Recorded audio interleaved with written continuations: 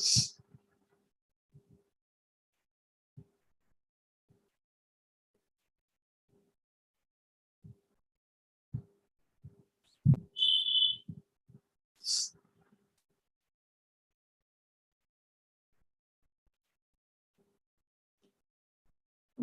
भगवते वासुदेवाय।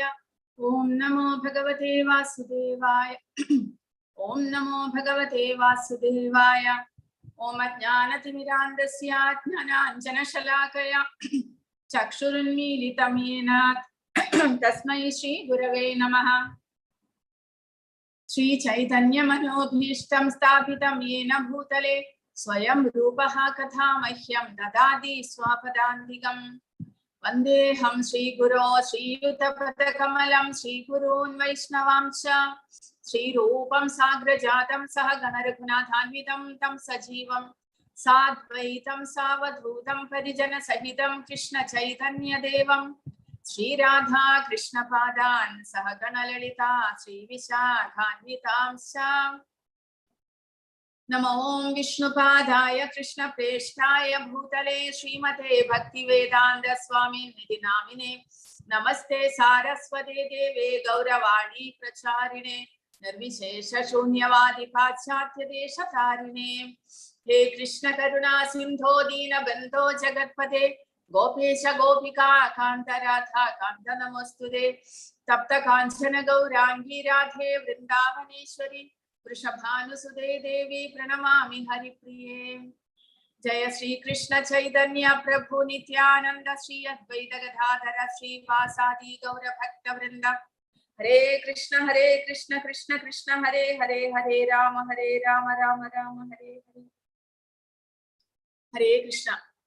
അപ്പോൾ നമ്മുടെ ലെവൽ 2 ക്ലാസ്സുകൾ ഇന്ന് ആരംഭിക്കുകയാണ്.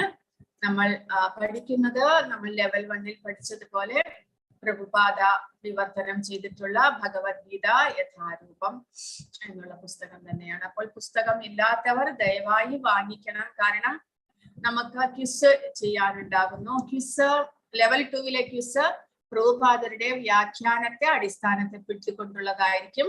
നിങ്ങൾക്ക് എഴുതാനുള്ളതാണ്. അപ്പോൾ നമ്മള് മറ്റേ ലെവൽ 1-ലെ പോലെ ക്വിസ് തയ്യാറാക്കുന്നുണ്ട്. അത് റെഡിയായിട്ടില്ല. അതുകൊണ്ട് ഇതെന്തായാലും വാങ്ങിച്ച് പഠിക്കുന്നത് കൂടെ നന്നായിരിക്കും.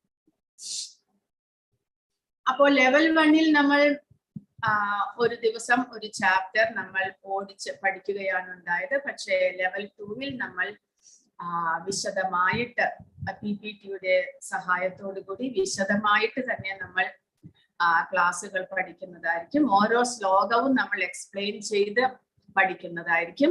അതിനുള്ള വിശദമായിട്ടുള്ള സ്ലൈഡ്സും നമുക്ക് ലഭിക്കുന്നതാണ്.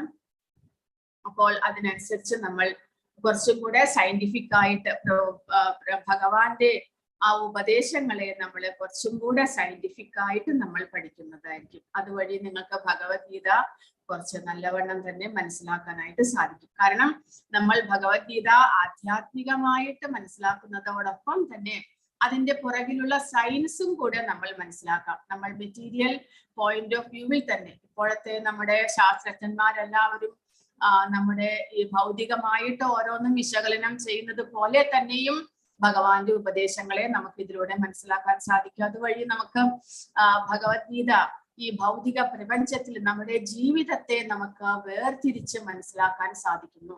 ഭഗവത്ഗീത പഠിക്കുന്നവരുടെ ആ ജീവിതത്തോടുള്ള ആ ഒരു ജീവിതത്തെ കാണുന്നതും ജീവിതത്തെ മനസ്സിലാക്കുന്നതും ആ ഒരു ഔട്ട്ലുക്ക് എന്ന് നമ്മൾ പറയില്ല, അത് തീർച്ചയായിട്ടും വ്യത്യാസപ്പെട്ടിരിക്കും. കാരണം നമ്മൾ എല്ലാം ഇമോഷണൽ ആയിട്ടല്ല നമ്മൾ ഓരോ വസ്തുക്കളെയും കാണുക. നമ്മൾ അല്ലെങ്കിൽ നമ്മുടെ ജീവിതത്തെ, നമ്മുടെ കുടുംബക്കാരെ, നമ്മളെ ബന്ധുമിത്രാദികളെ, നമുക്ക് ഉണ്ടാകുന്ന സുഖത്തെയും ദുഃഖത്തെയും എല്ലാം നമ്മൾ ഇമോഷണൽ ആയിട്ടാണ് ഫേസ് ചെയ്യുന്നത്. പക്ഷേ ഭഗവത്ഗീത പഠിക്കുന്നത് വഴി നമുക്ക് എല്ലാത്തിൻ്റെയും പുറകിലുള്ള സയൻസ് മനസ്സിലാക്കുവാൻ സാധിക്കുന്നു. എല്ലാത്തിനെയും നമുക്ക് വിശകലനം ചെയ്ത് തത്വാധിഷ്ഠിതപരമായിട്ട് തന്നെ നമുക്ക് മനസ്സിലാക്കുവാൻ സാധിക്കും. അതാണ് പ്രഭുപാദ് ഇവിടെ പറയുന്നത്. പ്രഭുപാദരുടെ അഭിപ്രായത്തിൽ ഗീത ഒരു അടിസ്ഥാന പ്രബോധന ഗ്രന്ഥമാണ്. അടിസ്ഥാനമായിട്ട് പ്രബോധനം എന്ന് പറയുമ്പോൾ അതിന്റെ മലയാളത്തിലുള്ള അർത്ഥമായിട്ട് പറയുന്നത് നമ്മളെ ഉണർത്തുവാൻ സഹായിക്കുന്ന, ആധ്യാത്മികമായിട്ട് നമ്മളെ ഉണർത്തുവാൻ സഹായിക്കുന്ന ഒരു അടിസ്ഥാനപരമായിട്ടുള്ള ഗ്രന്ഥമാണ്. മറ്റുള്ള ഗ്രന്ഥങ്ങളെ എല്ലാം അപേക്ഷിച്ച് നോക്കുമ്പോൾ, ആധ്യാത്മിക ഗ്രന്ഥങ്ങളെ അപേക്ഷിച്ച് നോക്കുമ്പോൾ ഭഗവത്ഗീത നമ്മളെ ആധ്യാത്മികതയിലേക്ക് നമ്മളെ ഉയർത്തുവാൻ സഹായിക്കുന്ന ഒരു അടിസ്ഥാന ഗ്രന്ഥമായിട്ട് മനസ്സിലാക്കണം.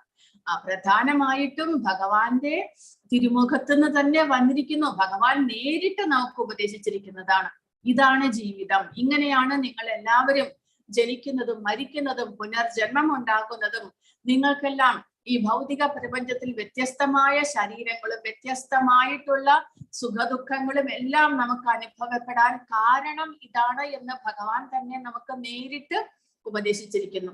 നമ്മൾ എല്ലാവരും മനുഷ്യരാണെങ്കിലും നമ്മളുടെ എല്ലാവരുടെയും ഫിനാൻഷ്യൽ ബാക്ക്ഗ്രൗണ്ട് ആകട്ടെ, നമ്മുടെ ശാരീരിക സ്ഥിതി ആകട്ടെ, നമ്മുടെ ഹെൽത്ത് കണ്ടീഷൻ ആകട്ടെ, നമ്മുടെ രൂപമാകട്ടെ, നമ്മുടെ കുടുംബ പാരമ്പര്യമാകട്ടെ, എല്ലാം തന്നെ വ്യത്യസ്തമാണ്. എന്തുകൊണ്ട് എല്ലാം ഒരേപോലെ വരുന്നില്ല? നമ്മൾ മനുഷ്യരെ, ഇപ്പൊ പൂച്ചകളാണെങ്കിൽ നോക്കിക്കോളൂ, എല്ലാ ജീവരാശികളിലും കാണാം. ചില പൂച്ചകൾ വളരെ ഭംഗിയുള്ളവരായിരിക്കും, ചിലർക്ക് വളരെയധികം രോമം ഉണ്ടായിരിക്കും, ചിലവ ജനിക്കുമ്പോൾ തന്നെ ഒരു ആരോഗ്യമില്ലാതെ, ചിലവ വളരെ അസുഖങ്ങളോട് കൂടി തന്നെ. എന്തെല്ലാം, എങ്ങനെ വ്യത്യസ്തത എങ്ങനെ ഉണ്ടാകുന്നു? അതെല്ലാം ഭഗവാൻ ഇതിലൂടെ പറഞ്ഞു തരുന്നുണ്ട്. നമ്മുടെ കർമ്മഫലം എന്ന് നമ്മൾ പറയും. ആ കർമ്മഫലം അപ്പോൾ എല്ലാവർക്കും ബാധകമാണോ? അതെല്ലാം തന്നെ നമ്മളെ മനസ്സിലാക്കി നമ്മുടെ ജീവിതത്തിന്റെ അടിസ്ഥാന തത്വത്തെ, നമ്മുടെ ജീവിതത്തോടുള്ള സമീപനത്തെ മാറ്റുവാൻ നമുക്ക് ഈ ഭഗവത്ഗീത നമ്മളെ സഹായിക്കുന്നു. അങ്ങനെ ആധ്യാത്മികതയിലേക്ക്, നമ്മൾ അറിയാതെ തന്നെ ആധ്യാത്മികതയിലേക്ക് നമ്മൾ നീങ്ങുന്നു. കാരണം അതാണ് നമ്മുടെ അടിത്തറ. മനുഷ്യന്റെ ജീവിതത്തിന്റെ അടിസ്ഥാനം ആധ്യാത്മികതയായിരിക്കണം. ആധ്യാത്മികതയിൽ ഊന്നിക്കൊണ്ടുള്ള ഒരു ജീവിതം നമ്മളെ ശരിയായ ദിശയിലേക്ക് നമ്മളെ നയിക്കുന്നു. അതുകൊണ്ട് പ്രഭുപാദ് ഇവിടെ പറയുന്നത്, ഭഗവത്ഗീത അടിസ്ഥാനമായിട്ടുള്ള ആധ്യാത്മിക ജ്ഞാനം നമുക്ക് കരസ്ഥമാക്കാൻ സാധിക്കുന്ന, നമ്മളെ ആധ്യാത്മികതയിലേക്ക് ഉണർത്തുവാൻ പ്രാപ്തിയുള്ള ഒരു ഗ്രന്ഥമാണ്. അതുകൊണ്ട് ഭഗവത്ഗീത വളരെ ശ്രദ്ധയോടെ പഠിക്കണം. അത് നമ്മുടെ ബാഹ്യ പ്രവർത്തനങ്ങളെ നിയന്ത്രിക്കാൻ സഹായിക്കും. ബാഹ്യ പ്രവർത്തനങ്ങൾ എന്ന് പറയുമ്പോൾ ബാഹ്യമായിട്ടുള്ളത് എന്താണ്? നമ്മുടെ ഈ ശരീരമാണ് നമുക്ക് ബാഹ്യമായിട്ട് കാണുവാൻ സാധിക്കുന്നത്. ആ ശരീരം നമ്മൾ പഠിച്ചു 13ാമത്തെ അധ്യായത്തിൽ. ഭൗതികമായിട്ടുള്ള 24 വസ്തുക്കളെ കൊണ്ട് ഉണ്ടാക്കിയിട്ടുള്ളതാണ് ഈ ശരീരം എന്ന് പഠിച്ചു. അപ്പോൾ ബാഹ്യമായിട്ടുള്ള ഈ ശരീരം പ്രധാനമായിട്ട് 5 പഞ്ചഭൂതങ്ങളെ കൊണ്ട് ഉണ്ടാക്കിയിരിക്കുന്നു. ആ പഞ്ചഭൂതങ്ങളെ കൊണ്ട് ഉണ്ടാക്കിയിട്ടുള്ള ഈ ശരീരവും അതിനോടനുബന്ധിച്ചുള്ള ഇന്ദ്രിയങ്ങൾ, ആ ഇന്ദ്രിയങ്ങളുടെ പ്രവർത്തനങ്ങൾ മൂലമാണ് നമ്മൾ ഓരോ കാര്യങ്ങളും ചെയ്യുന്നത്, നമ്മൾ ഓരോന്നും മനസ്സിലാക്കുന്നത്, നമ്മൾ ഓരോന്നും അനുഭവിക്കുന്നത്. എല്ലാം ഈ ഇന്ദ്രിയങ്ങൾ മുഖേനയാണ്. അപ്പോൾ ആ ഇന്ദ്രിയങ്ങളെ നിയന്ത്രിക്കുക. നമ്മുടെ ബാഹ്യ പ്രവർത്തനങ്ങൾ എന്ന് പറയുന്നത് ഈ ഇന്ദ്രിയങ്ങളാൽ നമ്മൾ ചെയ്യുന്ന പ്രവർത്തനങ്ങൾ. അപ്പോൾ നമ്മൾ 2ാമത്തെ അധ്യായത്തിൽ പഠിച്ചു, ധ്യായതോ വിഷയാൻ പുംസഹ സംഗസ്തേഷൂപജായതേ സംഗാ സഞ്ജായതേ കാമഹ കാമാത് ക്രോധോപിജായതേ. എങ്ങനെ ഒരു മനുഷ്യൻ അധപ്പതിക്കുന്നു എന്ന് 2ാമത്തെ അധ്യായത്തിൽ ഭഗവാൻ പറഞ്ഞു തന്നു. എങ്ങനെ ഭൗതികമായ വസ്തുക്കളോടുള്ള നമ്മുടെ ഇന്ദ്രിയങ്ങൾക്കുണ്ടാകുന്ന ആകർഷണം, ആ ആകർഷണം പിന്നീട് കാമമായിട്ട് മാറുന്നു, ആ കാമം ക്രോധമായിട്ട് മാറുന്നു. പിന്നീട് അതിനെ നിയന്ത്രിക്കാൻ സാധിക്കാതെ നമ്മളുടെ ബുദ്ധിയും എല്ലാം നഷ്ടമായി നമ്മൾ അധപ്പതിക്കുന്നു. അപ്പോൾ ഭഗവത്ഗീത നമ്മൾ പഠിക്കുന്നത് വഴി, ഭഗവാന്റെ ഉപദേശങ്ങളെ ശരിയായ അർത്ഥത്തിൽ നമ്മൾ മനസ്സിലാക്കുക വഴി നമുക്ക് ആ ബാഹ്യമായിട്ടുള്ള ഇന്ദ്രിയങ്ങളുടെ ആ ത്വരയെ, ഇന്ദ്രിയങ്ങളുടെ ആ ഒരു ഭൗതിക വസ്തുക്കളോടുള്ള ആകർഷണത്തെ നമുക്ക് നിയന്ത്രിക്കാൻ സാധിക്കുന്നു. കാരണം അതാണ് നമ്മളുടെ എല്ലാ ദുഃഖങ്ങൾക്കും ക്ലേശങ്ങൾക്കും കാരണം. ഈ ഇന്ദ്രിയങ്ങൾക്ക് ഭൗതികമായിട്ടുള്ള വസ്തുക്കളിലുള്ള ആകർഷണമാണ്, അതിലുള്ള ആസക്തിയാണ്. അപ്പോൾ ഭഗവത്ഗീതയുടെ ഉപദേശങ്ങളെ നമ്മൾ ശരിയായ വിധത്തിൽ മനസ്സിലാക്കുക വഴി നമുക്ക് ഇതെല്ലാം വ്യർത്ഥമാണ്, എല്ലാം ക്ഷണികമാണ്, ഇതൊന്നും തന്നെ ശാശ്വതമായിട്ടില്ലെങ്കിൽ, എല്ലാം ശരീര സംബന്ധിയായിട്ടാണ് വരുന്നത് എങ്കിൽ അതിനോട് നമുക്ക് ആകർഷണം ഒരിക്കലും ഉണ്ടാകുകയില്ല, അതില് ഒരു അർത്ഥവുമില്ല എന്ന് നമ്മൾക്ക് മനസ്സിലാക്കുവാൻ സാധിക്കുന്നു. അങ്ങനെ നമ്മുടെ ഇന്ദ്രിയ പ്രവർത്തനങ്ങളെ നമുക്ക് നിയന്ത്രിക്കുവാൻ വളരെ എളുപ്പം സാധിക്കും. ഭഗവാന്റെ ഉപദേശങ്ങളെ നമ്മൾ അതേപടി സ്വീകരിക്കണം, അത്രമാത്രമേ ഉള്ളൂ. അങ്ങനെ ഒരാൾ തത്വചിന്തയുടെ ഒഴുക്ക് മനസ്സിലാക്കണം. തത്വചിന്ത, ഭഗവാന്റെ ഉപദേശങ്ങൾ നമ്മൾ പറഞ്ഞു, ഒന്നാമത്തെയും രണ്ടാമത്തെയും അധ്യായം മാത്രം നമ്മൾ കേട്ടുകൊണ്ട് ഭഗവത്ഗീത പുസ്തകം അടച്ചു വെക്കരുത്. കാരണം പിന്നെയാണ് ആ ഭഗവാന്റെ ഉപദേശങ്ങൾ ഒന്നിനു പുറകെ ഒന്നായിട്ട് കണക്ട് ചെയ്ത് വരുന്നത്. മൂന്നാമത്തെ അധ്യായം മുതൽക്ക് അങ്ങനെയുള്ള ഒഴുക്ക്, തത്വചിന്ത എങ്ങനെ കർമ്മയോഗത്തിൽ നിന്ന് തുടങ്ങി ഭഗവാൻ ഭക്തിയോഗത്തിലേക്ക് എത്തി, പിന്നീട് ജ്ഞാനയോഗത്തിലേക്ക് എത്തി, ഭഗവാൻ തന്റെ സന്ദേശങ്ങളെ നമുക്ക് പൂർണ്ണമായിട്ട് മനസ്സിലാക്കി തരുന്ന വിധത്തിൽ ഭഗവാൻ ഒരേപോലെ ഒഴുക്കോടുകൂടി ഭഗവാൻ പറഞ്ഞു തരുന്നു. അത് നമ്മൾ മനസ്സിലാക്കി കഴിഞ്ഞാൽ, നമുക്കതിന്റെ കണക്ഷൻ കിട്ടിക്കഴിഞ്ഞാൽ നമുക്ക് വളരെ വേഗം തന്നെ ഭഗവത്ഗീത മനസ്സിലാക്കുവാൻ സാധിക്കുന്നു. അങ്ങനെയുള്ള ആ ഭഗവത്ഗീത ഭഗവാൻ കൃഷ്ണന്റെ കാരുണ്യം തന്നെയാണ്. ഭഗവാൻ നമ്മൾ മനുഷ്യർക്ക് വേണ്ടിയിട്ട്, എസ്പെഷ്യലി കലികാലത്തെ മനുഷ്യർക്ക് വേണ്ടിയിട്ടാണ് അർജുനന് വേണ്ടിയിട്ട് ഉപദേശങ്ങൾ നൽകിയിരിക്കുന്നത്. കാരണം കലികാലം എന്നുള്ളത്, കലിയുടെ ആ പ്രഭാവത്തിൽ എല്ലാം തന്നെ നമ്മൾ മറക്കുന്നു. മുഴുവനായിട്ടും ശാരീരിക ബോധത്തിലാണ് എല്ലാം നടക്കുന്നത്. ഭാഗവതത്തിൽ മഹാരാജ പരീക്ഷിത്ത് കലിക്കിരിക്കുവാൻ വേണ്ടിയിട്ട് 3 സ്ഥലങ്ങളാണ് കൊടുത്തിരിക്കുന്നത്. ഒന്ന് ലഹരി, ലഹരി പദാർത്ഥങ്ങൾ ഉപയോഗിക്കുന്ന മദ്യപാനം നടക്കുന്ന സ്ഥലത്ത്, പിന്നീട് ചൂതുകളി നടക്കുന്ന സ്ഥലത്ത്, പിന്നീട് അവിഹിത ബന്ധമുള്ള സ്ഥലത്ത്. അപ്പോൾ കലി പറയുന്നു, എനിക്ക് 3 സ്ഥലം മാത്രം പോരാ, വളരെ കുറച്ച് സ്ഥലങ്ങളായി പോയി, 4ാമത് ഇനിയൊരു സ്ഥലം കൂടെ എനിക്ക് അനുവദിക്കണം. കാരണം കലികാലം വിസ്തൃതമാകണമെങ്കിൽ കലിക്ക് ഈ 3 സ്ഥലങ്ങൾ മാത്രം പോരാ എന്ന് കലി പറയുന്നു പരീക്ഷിത്തിനോട്. അപ്പോൾ പരീക്ഷിത മഹാരാജാവ് 4ാമതായിട്ട് ഒരു സ്ഥലം കൂടെ കൊടുക്കുന്നതാണ് സ്വർണം. അപ്പോൾ അതായത് സമ്പത്ത്, അനധികൃതമായിട്ട് നമ്മൾ സമ്പത്ത് സമ്പാദിക്കുമ്പോൾ, അല്ലെങ്കിൽ അനാവശ്യമായിട്ട് മദ്യപാനവും ലഹരി പദാർത്ഥങ്ങളും എല്ലാം ഉപയോഗിച്ച് നമ്മൾ നമ്മുടെ മനുഷ്യ ശരീരത്തെ നശിപ്പിക്കുമ്പോൾ, അല്ലെങ്കിൽ ചൂത് കളിച്ച് നമ്മൾ അതിൽ മുഴുകി അനാവശ്യമായിട്ട് സമ്പത്ത് സമ്പാദിക്കാൻ ശ്രമിക്കുമ്പോൾ, അല്ലെങ്കിൽ നമ്മൾ അതിരുവിട്ട് നമ്മുടെ ആ ഓസ്റ്ററിറ്റി, അല്ലെങ്കിൽ നമ്മുടെ ആ ഒരു ക്ലീൻലിനെസ്, നമ്മുടെ ആ ഒരു ശൗചം ഇല്ലാതാക്കി, നമ്മുടെ ശുചിത്വം ഇല്ലാതാക്കി നമ്മൾ അവിഹിത ബന്ധത്തിലെല്ലാം ഏർപ്പെടുമ്പോൾ ആ കലി എന്നുള്ളത് നമ്മളെ പിടികൂടുന്നു. പിന്നീട് നമ്മൾ ചെയ്യുന്നത് എന്താണ് എന്ന് നമ്മൾ മനസ്സിലാക്കുന്നില്ല. അപ്പോൾ കലികാലത്തിൽ ഈ ശാരീരികമായിട്ടുള്ള വസ്തുക്കളോടുള്ള, ശരീര സംബന്ധമായിട്ടുള്ള എല്ലാത്തിനോടുമുള്ള ആസക്തി വളർന്നു വരുന്ന ഈ സമയത്ത് ഭഗവാന്റെ ഉപദേശം, ഭഗവാന്റെ കാരുണ്യം തന്നെയാണ് നമുക്ക് നമ്മളെ മനസ്സിലാക്കുവാൻ, നമ്മുടെ യഥാർത്ഥമായിട്ടുള്ള അവസ്ഥയെ മനസ്സിലാക്കുവാൻ ഈ ഭഗവത്ഗീത നമ്മളെ സഹായിക്കുന്നു. അങ്ങനെ ശങ്കരാചാര്യർ ഭഗവത്ഗീതയെ അമൃതത്തിന്റെ നദിയായിട്ടാണ് വിശേഷിപ്പിച്ചിരിക്കുന്നത്. ശങ്കരാചാര്യരുടെ ആ ഗീതാ മാഹാത്മ്യത്തിൽ ഭഗവത്ഗീതയെ അമൃത തുല്യമായിട്ട് വിശേഷിപ്പിച്ചിരിക്കുന്നു. കാരണം അമൃതം കഴിച്ചു കഴിഞ്ഞാൽ, ദേവന്മാർ അമൃതത്തെ കടഞ്ഞെടുത്തത്, പാലാഴി കടഞ്ഞ് അമൃതം എടുത്തത് അവർക്ക് അമരത്വം ലഭിക്കാൻ, അതായത് മരണം ഇല്ലാതാക്കുവാനായിരുന്നു. അതുപോലെ ഭഗവത്ഗീത നമ്മൾ പഠിച്ച് മനസ്സിലാക്കുകയും ദിവസവും പാരായണം ചെയ്യുകയും ചെയ്യുക വഴി അമരത്വം ലഭിക്കുന്നു. എങ്ങനെയാണ് അമരത്വം ലഭിക്കുന്നത്? നമ്മൾ പുനർജന്മം ഇല്ലാതാക്കുവാൻ അതിലൂടെ സഹായിക്കുന്നു. ശങ്കരാചാര്യർ പറഞ്ഞിരിക്കുന്നത് ഗീതാ മഹാത്മ്യത്തിൽ, മലിനേ മോചനം പുംസാം ജലസ്നാനം ദിനേ ദിനേ സഹൃദ് ഗീതാമൃത സ്നാനം സംസാര മലനാശനം. ദിവസവും നമ്മൾ നമ്മുടെ ശരീരത്തിന്റെ അഴുക്കിനെ കഴുകിക്കളയാനായിട്ട് നമ്മൾ കുളിക്കുന്നു. അതുപോലെ സംസാര മലനാശനം, നമ്മൾ അനാദികാലമായിട്ട് നമ്മുടെ കർമ്മത്തിലൂടെ നമ്മൾ ഉണ്ടാക്കിയിട്ടുള്ള എല്ലാ അഴുക്കിനെയും ഭഗവത്ഗീതയാകുന്ന ആ തീർത്ഥം, ആ സ്നാനത്തിൽ, ഭഗവത്ഗീതയിൽ നമ്മൾ മുഴുകുന്നത് വഴി അതില്ലാതാക്കുന്നു. അതുകൂടാതെ ഭാരതാമൃത സർവസ്വം വിഷ്ണു വക്രാദ് വിനിസൃതം ഗീതാ ഗംഗോദകം പീത്വാ പുനർജന്മ ന വിദ്യതേ. ഗീതാ ഗംഗോദകം, ഗംഗയിൽ നമ്മൾ സ്നാനം ചെയ്യുക വഴി നമ്മുടെ പാപകർമ്മങ്ങളെല്ലാം തന്നെ ഇല്ലാതാകുന്നു. അതുപോലെ ഭഗവത്ഗീത നമ്മൾ ദിവസവും ശ്ലോക പാരായണം ചെയ്യുകയും കേൾക്കുകയും ചെയ്യുന്നത് വഴി നമ്മുടെ പുനർജന്മം തന്നെ നമുക്ക് ഇല്ലാതാക്കുവാൻ സഹായിക്കുന്നു. ഇനി മഹാഭാരത ഈ ഒന്നാമത്തെ അധ്യായത്തിൽ കൊടുത്തിരിക്കുന്നത് എന്തൊക്കെയാണ്? മഹാഭാരത ചരിത്രമാണ്. അത് അടുത്ത സ്ലൈഡിൽ പറയുന്നു. കാരണം ഒന്നാമത്തെ അധ്യായം യുദ്ധത്തിന്റെ മുന്നോടി, കുരുക്ഷേത്ര യുദ്ധക്കളത്തിൽ കൗരവന്മാരും പാണ്ഡവന്മാരും ചേർന്ന് യുദ്ധം ചെയ്യാൻ ആരംഭിക്കുന്നതിന്റെ മുന്നോടിയായിട്ടുള്ളതാണ് ആദ്യത്തെ അധ്യായം. അപ്പോൾ ആ മഹാഭാരത ചരിത്രം നമുക്ക് പഠിക്കാം അടുത്ത സ്ലൈഡിൽ. പിന്നെ അർജുനൻ അതുവഴി യുദ്ധം ചെയ്യാൻ നിഷേധിക്കുകയാണ്.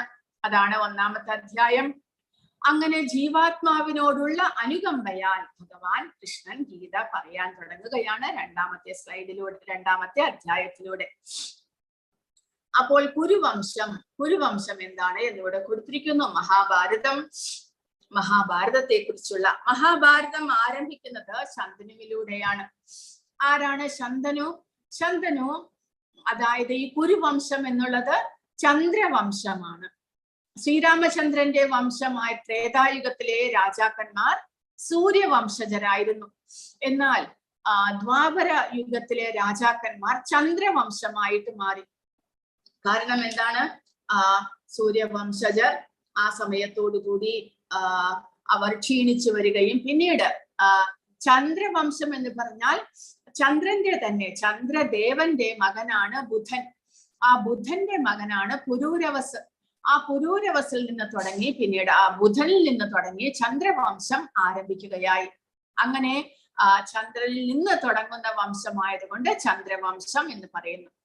മറ്റേത് ശ്രീരാമചന്ദ്രന്റെ വംശം സൂര്യവംശം. അത് നമ്മൾ 4-ാമത്തെ അധ്യായത്തിൽ പഠിച്ചു. ഭഗവാൻ കൃഷ്ണൻ ഉപദേശിക്കുന്നുണ്ട്. ഭഗവാൻ കൃഷ്ണൻ പറയുന്നുണ്ട്, ഇമം വിവസ്വതേ യോഗം പ്രോക്തവാനഹമവ്യയം വിവസ്വാൻ മനവേ പ്രാഹ മനുഇക്ഷ്വാരഗവ്രവീത് എന്ന് പറയുന്നു. അതായത് ഭഗവാൻ കൃഷ്ണൻ സൂര്യദേവന് ഈ ഭഗവത്ഗീത ഉപദേശിച്ചിരിക്കുന്നു.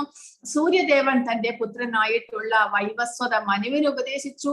മനു തന്റെ പുത്രനായിട്ടുള്ള അന്നത്തെ ത്രേതായുഗത്തിലെ രാജാവായിരുന്ന ഇക്ഷ്വാകുവിന് ഉപദേശിച്ചു. അങ്ങനെ ആ സൂര്യവംശമായിരുന്നു ആ സമയത്ത് ഉണ്ടായിരുന്നത്. സൂര്യന്റെ പുത്രൻ മനു, മനുവിന്റെ പുത്രൻ ഇക്ഷ്വാകു. അങ്ങനെ ആ വംശം നിലനിന്നിരുന്നു. ഇപ്പോൾ അതായത് ദ്വാപരയുഗത്തിൽ ചന്ദ്രവംശത്തിലേക്ക് കടന്നിരിക്കുന്നു. ചന്ദ്രന്റെ മകൻ ബുധൻ, ബുധന്റെ മകൻ പുരൂരവസ്, പുരൂരവസിന്റെ മകനാണ് ഞാൻ ആ പേര് മറന്നുപോയി, അദ്ദേഹത്തിന്റെ മകനാണ് നഹുഷൻ. നഹുഷന്റെ മകൻ യയാതി. യയാതിയുടെ മകനായിട്ടുള്ള പുരു. ആ പുരുവിൽ നിന്നാണ് ഈ പുരുവംശം പിന്നീട് വിസ്തരിച്ച് വിപുലപ്പെട്ട് വരുന്നത്. അങ്ങനെയുള്ള പുരുവംശത്തിൽ ശന്തനുവിൽ നിന്നാണ് മഹാഭാരതം തുടങ്ങുന്നത്. കാരണം ശന്തനുവിന്റെ മകനായിട്ട് ഭീഷ്മൻ വരുന്നു. പിന്നീട് ആ ഭീഷ്മരിൽ നിന്ന് ഈ മഹാഭാരതം വിപുലപ്പെട്ടു വരുന്നു. ശന്തനുവിന് വിവാഹമായിരുന്നില്ല ആ സമയത്ത്. ശന്തനു രാജകുമാരനായിട്ട് ശന്തനുവിന്റെ പിതാവിന് ശേഷം ശന്തനു രാജാവായിട്ട് അഭിഷേകം ചെയ്യപ്പെടുന്നു. അപ്പോൾ ശന്തനു ഒരു ദിവസം പുഴയ്ക്കരികിലൂടെ നടന്നുകൊണ്ട് പോകുമ്പോഴാണ് ഗംഗയെ നദിയിലൂടെ അരികിലൂടെ നടന്നു പോകുമ്പോൾ ഗംഗാദേവിയെ കാണുന്നു. ഗംഗാദേവിയെ കണ്ട് അതിൽ ആകൃഷ്ടരാകുമ്പോൾ ശന്തനു ഗംഗാദേവിയോട് ചോദിക്കുന്നു, ഞാൻ അങ്ങേ വിവാഹം കഴിച്ചു കൊള്ളട്ടെ. അപ്പോൾ ഗംഗാദേവി ഒരു കണ്ടീഷൻ വെക്കുകയാണ് ശന്തനുവിനോട്. അതായത് വിവാഹം കഴിക്കാൻ ഞാൻ തയ്യാറാണ്, പക്ഷേ ഞാൻ ചെയ്യുന്ന ഒരു കാര്യത്തെയും നിങ്ങൾ തടയരുത്, ക്വസ്റ്റ്യൻ ചെയ്യരുത്, എന്തിനായിട്ട് നീ ഇങ്ങനെ ചെയ്തു എന്നോട് ചോദിക്കരുത് എന്ന് ഗംഗാദേവി പറയുന്നു. ശന്തനു ശരിയെന്ന് സമ്മതിക്കുന്നു. അങ്ങനെ രണ്ടുപേരും വിവാഹിതരാകുന്നു. വിവാഹിതരായതിനു ശേഷം ഓരോ തവണയും കുട്ടികൾ ഉണ്ടാകുമ്പോൾ ഗംഗാദേവി എന്ത് ചെയ്യുന്നു? ആ കുട്ടികളെ എല്ലാം ഗംഗാ നദിയിൽ വലിച്ചെറിഞ്ഞ് അവരെ വധിക്കുകയാണ് ചെയ്യുന്നത്. അങ്ങനെ 7 കുട്ടികളെ ഗംഗാദേവി കൊല്ലുന്നു. 8ാമതും കുട്ടിയാകുമ്പോൾ ഗംഗാദേവി ഇതേപോലെ ആ കുട്ടിയെ എടുത്തുകൊണ്ട് ഗംഗാ നദിക്കരയിലേക്ക് പോകുമ്പോൾ ശന്തനു തടയുന്നു. കാരണം ഇത്രയും എനിക്കുണ്ടായ കുട്ടികളെ എല്ലാം നീ വധിച്ചു, എനിക്കിതിന്റെ കാരണം അറിയണം, നീ എന്തിനാണ് നമ്മുടെ കുട്ടികളെ ഇങ്ങനെ വധിക്കുന്നത്? അപ്പോൾ ഗംഗാദേവി പറയുന്നു, ഇവരെല്ലാവരും വസുക്കളാണ്, ശാപമോക്ഷത്തിനായിട്ട് എന്നെ പ്രാർത്ഥിച്ചു. അവർക്ക് ആരുടെ കയ്യിൽ നിന്ന് ശാപം ലഭിക്കുന്നവർ മനുഷ്യരായിട്ട് ജനിക്കണമെന്ന്. 8 വസുക്കളാണുള്ളത്, അഷ്ടവസുക്കൾ. ആ അഷ്ടവസുക്കൾ ഗംഗാദേവിയെ സമീപിക്കുന്നു, എന്നിട്ട് പറയുന്നു, ഞങ്ങളെ അങ്ങയുടെ മക്കളായിട്ട് ജനിക്കാൻ അനുവദിക്കണം, ജനിച്ച വഴി ഞങ്ങളെ വധിക്കൂ, അങ്ങനെ ഞങ്ങൾക്ക് ശാപമോക്ഷം ലഭിക്കും. പക്ഷേ ഈ 8ാമത്തെ വസു ജീവിച്ചു വന്നു. കാരണം ശന്തനു തടഞ്ഞതുകൊണ്ട് ഗംഗാദേവി ആ കുട്ടിയെ വധിക്കുന്നില്ല. മറ്റുള്ള 7 വസുക്കൾക്കും, അവരെല്ലാവരും ദേവന്മാരായിരുന്നു, അവർക്കെല്ലാം ശാപമോക്ഷം കിട്ടി ഗംഗാദേവി കാരണം. പക്ഷെ ഈ കുഞ്ഞു മാത്രം ജീവിച്ചു. ശന്തനുവിന്റെ അപേക്ഷ കാരണം ഗംഗാദേവി ആ കുഞ്ഞിനെ വധിക്കുന്നില്ല. ഗംഗാദത്തൻ എന്നുള്ള പേരായിട്ട് ആ ഗംഗയുടെ മകൻ ഗംഗാദേവി എന്ത് ചെയ്യുന്നു? ആ കുഞ്ഞിനെ കൊണ്ടുപോയിട്ട് അവന് തക്കതായിട്ടുള്ള ശിക്ഷണമെല്ലാം കൊടുത്തിട്ട് ഞാൻ പറഞ്ഞു വിടാമെന്ന് പറയുന്നു. അങ്ങനെ ഗംഗാദേവി ആ കുഞ്ഞിനെ കൊണ്ടുപോയി വളർത്തുന്നു. അതിനുശേഷം പരശുരാമന്റെ അടുക്കൽ ശിക്ഷണത്തിന് വിടുന്നു. അങ്ങനെ പരശുരാമനിൽ നിന്നും ഉത്തമമായിട്ടുള്ള ആയുധ വിദ്യകളെല്ലാം അഭ്യസിച്ച് ആ മകനെ ഗംഗാദേവി ശന്തനുവിന്റെ അടുക്കലേക്ക് പറഞ്ഞു വിടുന്നു. അങ്ങനെ ശന്തനുവിന്റെ ഒപ്പം ആ ഗംഗാദത്തൻ എന്നുള്ള ദേവവ്രതൻ എന്ന പേരുള്ള ഭീഷ്മൻ ശന്തനുവിന്റെ പക്കൽ മടങ്ങി വരുന്നു. ശന്തനുവിന് വളരെ സന്തോഷമായി. പക്ഷേ ശന്തനു അപ്പോഴും ഒറ്റയ്ക്കാണ്, ഭാര്യയില്ല. ഒരു ദിവസം ശന്തനു ഇങ്ങനെ പോകുമ്പോൾ വീണ്ടും ആ നദിക്കരയിലേക്ക് പോകുന്ന വഴിക്കാണ് സത്യവതി എന്നുള്ള ശന്തനുവിന്റെ 2ാമത്തെ ഭാര്യയെ കണ്ടുമുട്ടുന്നത്. അവരിൽ ആകൃഷ്ടരായി അവരെ വിവാഹം കഴിക്കാൻ ആഗ്രഹിക്കുന്നു. പക്ഷേ സത്യവതിയുടെ അച്ഛൻ ഒരു കണ്ടീഷൻ വെക്കുന്നു. കാരണം സത്യവതിക്ക് ഉണ്ടാകുന്ന കുട്ടികൾ തന്നെ രാജ്യം ഭരിക്കണം. അപ്പോൾ നമുക്ക് ഈ മഹാഭാരതത്തിന്റെ കഥകളെല്ലാം കേൾക്കുമ്പോൾ ഭഗവാൻ 11ാമത്തെ അധ്യായത്തിൽ പറഞ്ഞിട്ടുള്ള, അതായത് കുരുക്ഷേത്ര യുദ്ധത്തിന് വേണ്ടിയിട്ടുള്ള ഒരുക്കങ്ങളായിട്ട് ഇതെല്ലാം നമുക്ക് കാണുവാൻ സാധിക്കും. അല്ലാതെ ഇതെല്ലാം വിചിത്രമായിട്ട് നമുക്ക് തോന്നും. ഈ മഹാഭാരതത്തിന്റെ ഈ തുടക്കത്തിൽ ഈ കുരുവംശത്തെ കുറിച്ച് നമ്മൾ എക്സ്പ്ലെയിൻ ചെയ്യുമ്പോൾ ഇതെല്ലാം വളരെ വിചിത്രമായിട്ട് തോന്നുന്നല്ലോ എന്ന്. പക്ഷേ ഭഗവത്ഗീത പഠിച്ച് 11ാമത്തെ അധ്യായത്തിൽ എത്തുമ്പോൾ ഭഗവാൻ പറയുന്നു അർജുനനോട്, നിമിത്തമാത്രം ഭവസവ്യ സാജൻ, ഇവരെയെല്ലാം ഞാൻ വധിച്ചു കഴിഞ്ഞിരിക്കുന്നു, നിങ്ങൾ വെറും നിമിത്തം മാത്രമാകുക. അതിലേക്ക് എത്തിക്കുന്നത് ഈ സംഭവങ്ങളാണ്, കുരുവംശത്തിന്റെ തുടക്കം.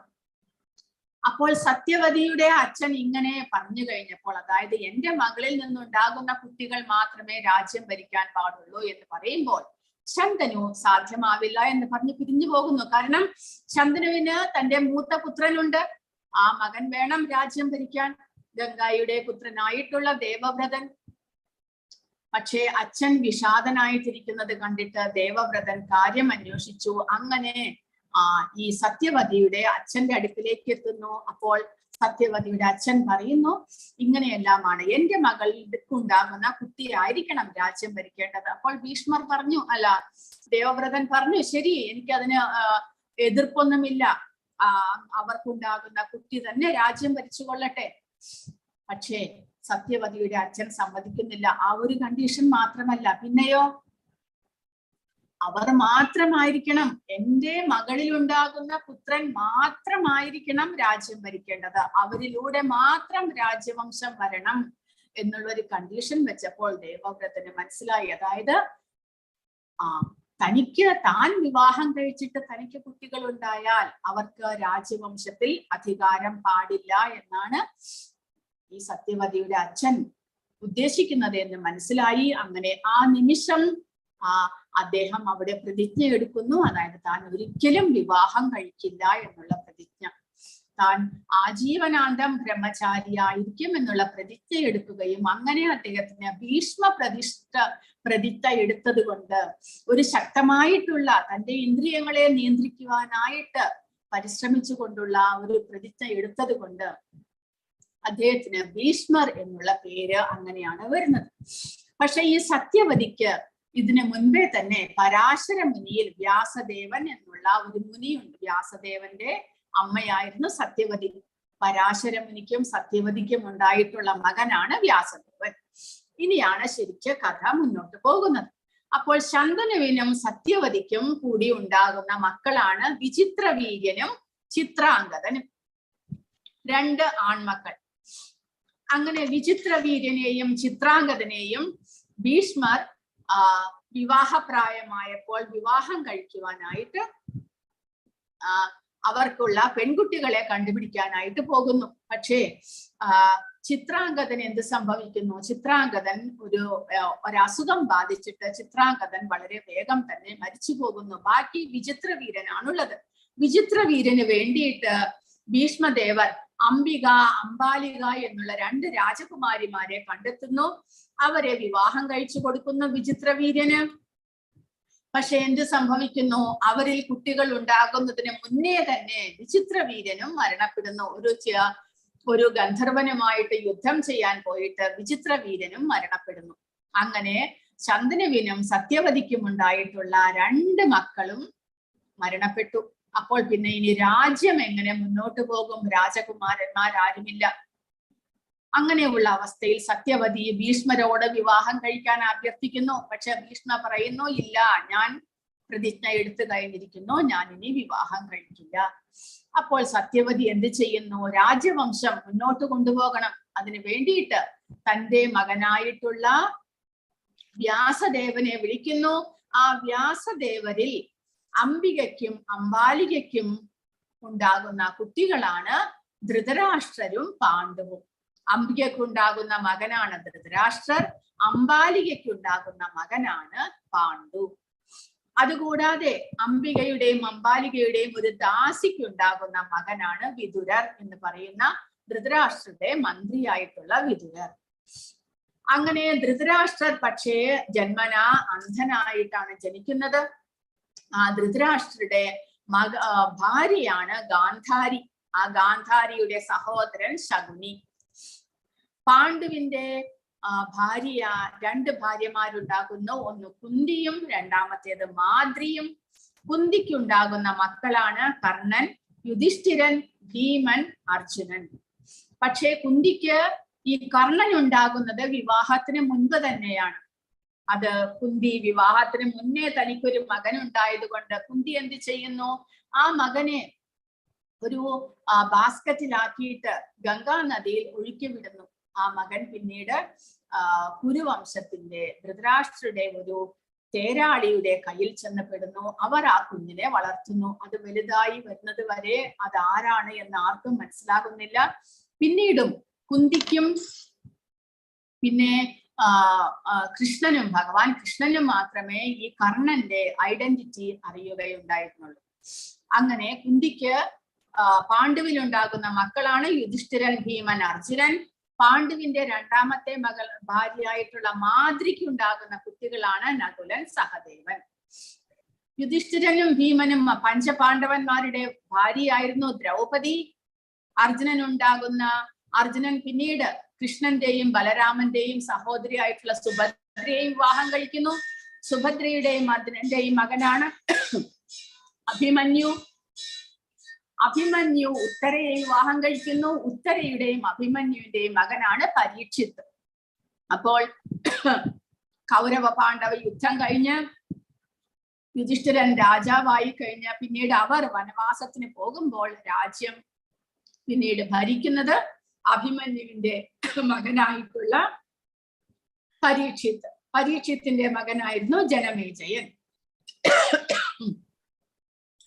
ധൃതരാഷ്ട്രയുടെ മക്കളായിരിക്കും. ധൃതരാഷ്ട്രക്ക് 100 ആൺമക്കളും 1 പെൺകുട്ടി.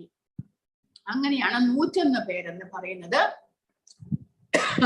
ദുര്യോധനാദികളായിട്ടുള്ള 100 ആൺമക്കളാണ് ധൃതരാഷ്ട്രക്ക് ഉണ്ടാകുന്നത്. ദുശ്ശള എന്നുള്ള പെൺകുട്ടി. ഇങ്ങനെയാണ് കുരുവംശം ഉണ്ടാകുന്നത്. അപ്പോൾ ഈ ധൃതരാഷ്ട്ര ജന്മനാ തന്നെ അന്ധനായതുകൊണ്ട് അംഗവൈകല്യമുള്ളവർക്ക് രാജ്യം ഭരിക്കാൻ പാടില്ല എന്നുള്ളൊരു നിയമം ഉണ്ടായിരുന്നു ആ സമയത്ത്. ധൃതരാഷ്ട്രക്ക് അത് വളരെയധികം വിഷമമുണ്ടാക്കി. കാരണം അദ്ദേഹമാണ് മൂത്തപുത്രൻ. അതുകൂടാതെ അദ്ദേഹത്തിന് ഈ പദവിയിലും പ്രശസ്തിയിലും എല്ലാം വളരെയധികം ആസക്തിയുമായിരുന്നു. അപ്പോൾ തനിക്ക് രാജ്യം ഭരിക്കാൻ പറ്റില്ലല്ലോ എന്നുള്ള ആ ഒരു വേദന, വിഷമം അദ്ദേഹത്തിന് വളരെയധികം ഉണ്ടായിരുന്നു. എല്ലാവരും പാണ്ഡുവിനെ പ്രശംസിക്കുന്നു. കാരണം പാണ്ഡു വളരെയധികം ശക്തിയുള്ള, ധൈര്യമുള്ള ഒരു നല്ല രാജാവായിരുന്നു. അപ്പോൾ ചേട്ടന് പകരം പാണ്ഡുവാണ് രാജ്യം ഭരിക്കുന്നത്. അനേകം രാജ്യങ്ങളെ ഈ ഭാരതത്തിനോടൊപ്പം ചേർക്കുകയും ഒരു നല്ല ഭരണാധികാരിയായിട്ട് പാണ്ഡു വളർന്നു വരികയും ചെയ്തു. പക്ഷെ എങ്കിലും ഒരു തവണ കാട്ടിൽ വേട്ടയാടാൻ പോകുന്ന സമയത്താണ് ഒരു ശാപം ലഭിക്കുന്നത് പാണ്ഡുവിന്. ആ ശാപത്തോടുകൂടി പാണ്ഡു എന്ത് ചെയ്യുന്നു? രാജ്യമെല്ലാം ഉപേക്ഷിച്ച് തന്റെ പത്നിമാരെ വിളിച്ചുകൊണ്ട് കാട്ടിലേക്ക് പോകുകയായി. അവിടെ വെച്ചാണ് അവർക്ക് പഞ്ചപാണ്ഡവന്മാരുണ്ടാകുന്നത്. പാണ്ഡുവിന്റെ കാലശേഷം പിന്നീട് തിരിച്ച് കുന്തിക്ക് ഈ കുട്ടികളെയും കൊണ്ട് കൊട്ടാരത്തിലേക്ക് വരേണ്ടി വന്നു. അപ്പോൾ ധൃതരാഷ്ട്രർ ആ സമയത്ത് വിചാരിച്ചു, പാണ്ഡു എന്തായാലും കാട്ടിലേക്ക് പോയി ഇനി ഒരിക്കലും തിരിച്ചു വരില്ല. അപ്പോൾ ഇനി താനും തനിക്കുണ്ടാകുന്ന മക്കളുമാണ് ഭാരതം ഭരിക്കാൻ പോകുന്നത് എന്നുള്ള സ്വപ്നം കണ്ടുകൊണ്ടിരിക്കുകയായിരുന്നു ധൃതരാഷ്ട്രർ. ആ സമയത്താണ് പാണ്ഡു മരിക്കുന്നതും കുട്ടികളെയും കൊണ്ട് കുന്തി ദേവി കൊട്ടാരത്തിലേക്ക് വരുന്നതും. അതുകൂടാതെ പാണ്ഡുവിന്റെ മൂത്ത പുത്രനാണ് ധൃതരാഷ്ട്രയുടെ മൂത്ത പുത്രനേക്കാൾ പ്രായം കൂടിയത് എന്നും എല്ലാവർക്കും അറിയാവുന്നതാണ്. അതോടുകൂടി ധൃതരാഷ്ട്രയുടെ രാജ്യം ഭരിക്കാനുള്ള സ്വപ്നങ്ങളെല്ലാം അടങ്ങുന്നു. കാരണം അദ്ദേഹത്തിന് വീണ്ടും വിഷമവും വിദ്വേഷവും എല്ലാം മനസ്സിൽ വളരാൻ തുടങ്ങുന്നു. കാരണം ഇനി രാജ്യം ഭരിക്കണമെങ്കിൽ യുധിഷ്ഠിരനെ വേണം യുവരാജാവായിട്ട് അഭിഷേകം ചെയ്യാൻ.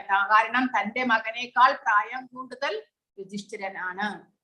അതോടുകൂടി ധൃതരാഷ്ട്രയുടെ മനസ്സിൽ എപ്പോഴും ആധിയും വ്യാധിയുമാണ്. അതെപ്പോഴും തന്റെ ഭാര്യയുടെയും മക്കളുടെയും മുന്നിൽ പറയാൻ തുടങ്ങുന്നു.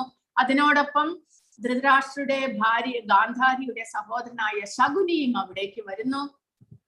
എന്തെങ്കിലും ചതിപ്രയോഗം വഴിയായിട്ടാണെങ്കിലും ഗാന്ധാരിയുടെ മക്കളെ രാജ്യഭാരം ഏൽപ്പിക്കണം എന്നുള്ള ചിന്തയാണ് ശകുനിക്കും. അങ്ങനെ അവർ പാണ്ഡവന്മാരെ ചതിയിൽപ്പെടുത്തി രാജ്യത്തിൽ നിന്ന് പുറത്താക്കുവാനുള്ള ശ്രമങ്ങളാണ് പിന്നീട് നടക്കുന്നത്.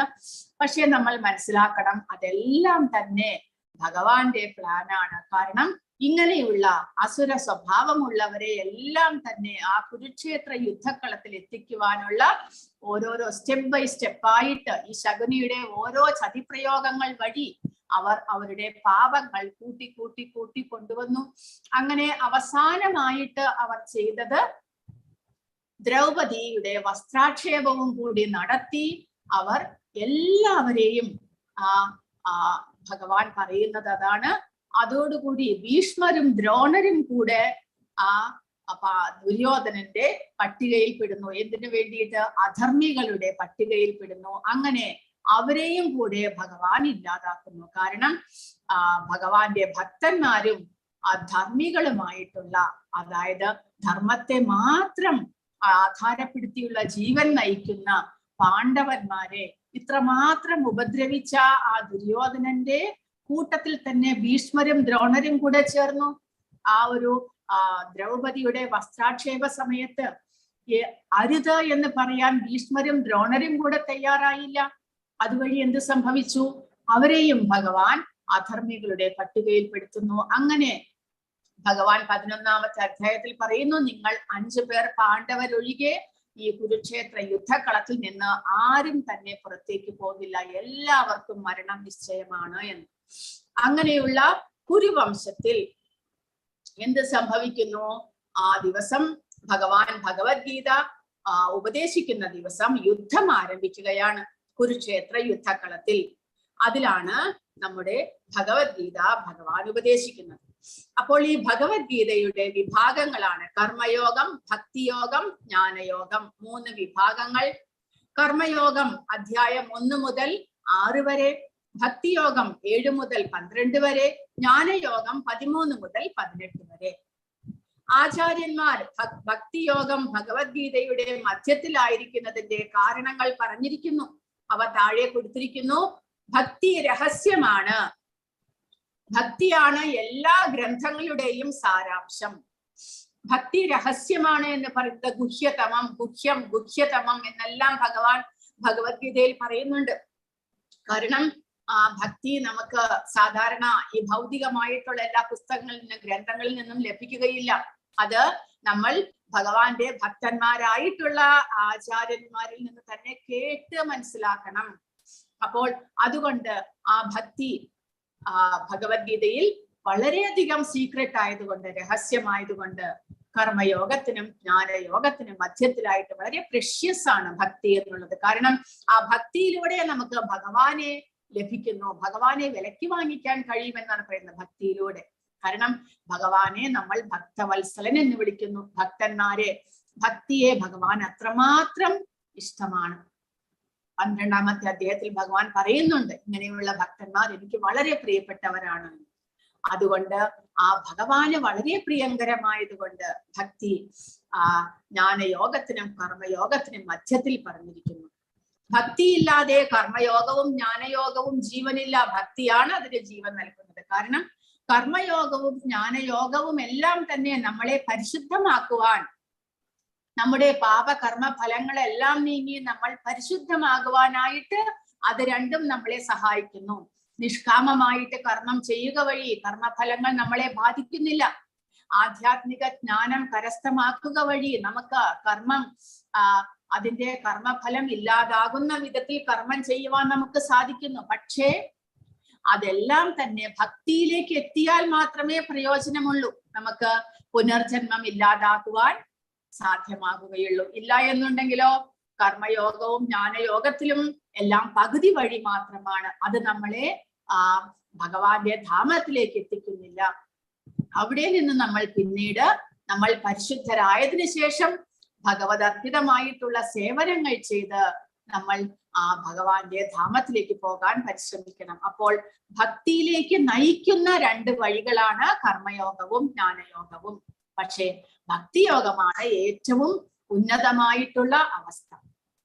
പൊതുവെ മനുഷ്യർ അടുപ്പത്തിലാകാതെ രഹസ്യമായ കാര്യങ്ങൾ വെളിപ്പെടുത്തില്ല. അതുകൊണ്ട് ബഹുമാനാർത്ഥം ഭക്തി മധ്യത്തിൽ കൊടുത്തിരിക്കുന്നു. ഏറ്റവും പ്രാധാന്യമുള്ളതിനാൽ ഭക്തി മധ്യത്തിൽ കൊടുത്തിരിക്കുന്നു. ഉദാഹരണം, തന്റെ സൈന്യത്തോടൊപ്പം യാത്ര ചെയ്യുന്ന രാജാവ് മധ്യത്തിലാണ്.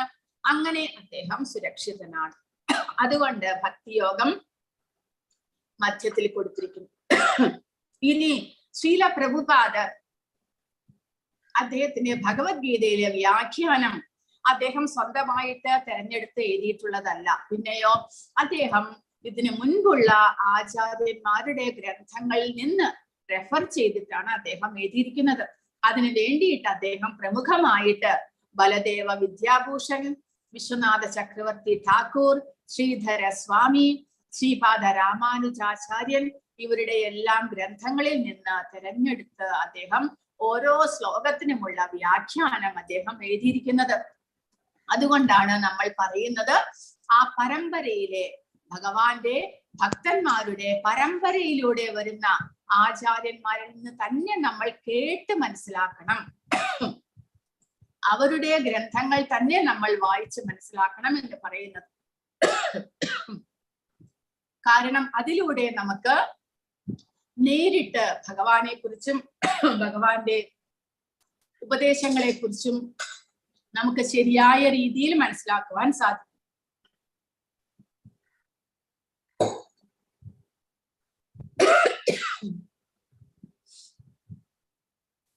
ഭഗവത്ഗീതയിലെ ഇനി 700 ശ്ലോകങ്ങളുണ്ട് എന്ന് പറഞ്ഞു. ആ 700 ശ്ലോകങ്ങളെ വിഭജിച്ചിരിക്കുന്നത് ഭഗവാൻ ശ്രീകൃഷ്ണൻ 574 ശ്ലോകങ്ങൾ പറഞ്ഞിരിക്കുന്നു. അർജുനൻ 84 ശ്ലോകങ്ങൾ, സഞ്ജയൻ 41 ശ്ലോകങ്ങൾ, ധൃതരാഷ്ട്രർ ഒരേ ഒരു ശ്ലോകം, ആദ്യത്തെ ശ്ലോകം മാത്രം ധൃതരാഷ്ട്രർ പറഞ്ഞിരിക്കും.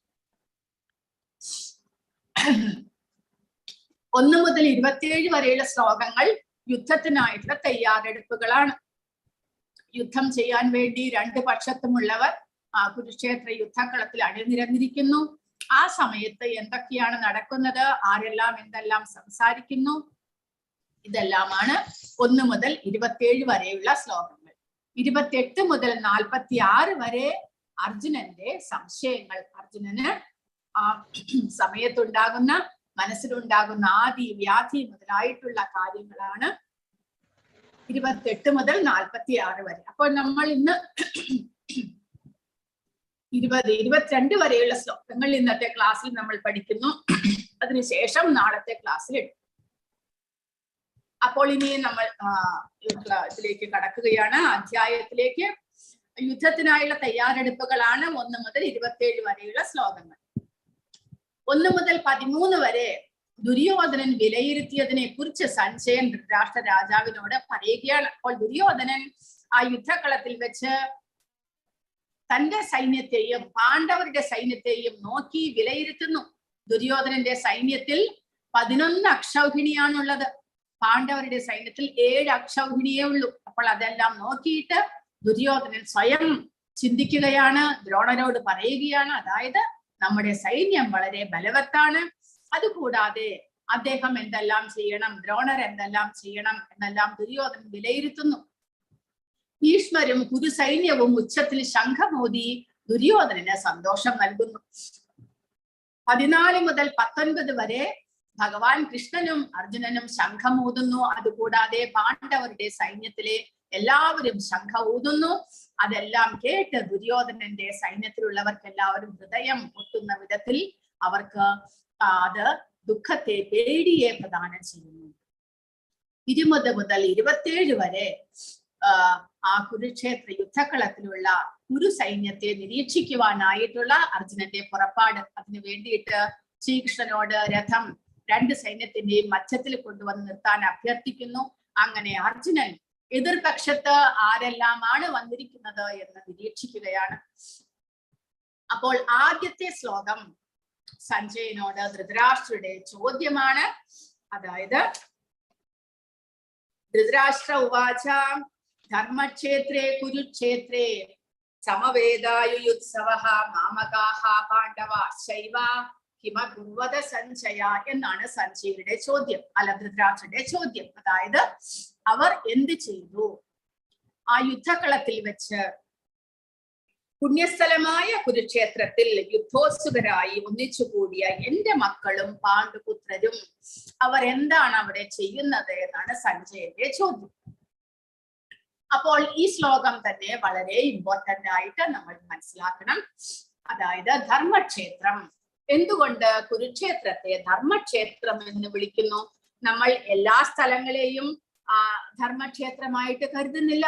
ചില സ്ഥലങ്ങളെ മാത്രമേ പുണ്യസ്ഥലമായിട്ട് കരുതുന്നുള്ളൂ. അതുപോലെ എല്ലാ നദികളെയും നമ്മൾ പുണ്യ നദികളായിട്ട് കരുതുന്നില്ല. ഇപ്പോൾ ഗംഗ, യമുന, കാവേരി പോലെ നമ്മൾ എല്ലാ നദികളെയും കാണുന്നില്ല. കാരണം എന്താണ്? അവ പുണ്യ നദികളാണ് എന്ന് പറയുന്നു. എന്തുകൊണ്ടാണ് ചില സ്ഥലങ്ങൾ മാത്രം പുണ്യക്ഷേത്രമാകുന്നു, ചില സ്ഥലങ്ങൾ മാത്രം പുണ്യ നദികളാകുന്നു? അതിന്റെ എല്ലാം വ്യത്യാസം നമ്മൾ മനസ്സിലാക്കും.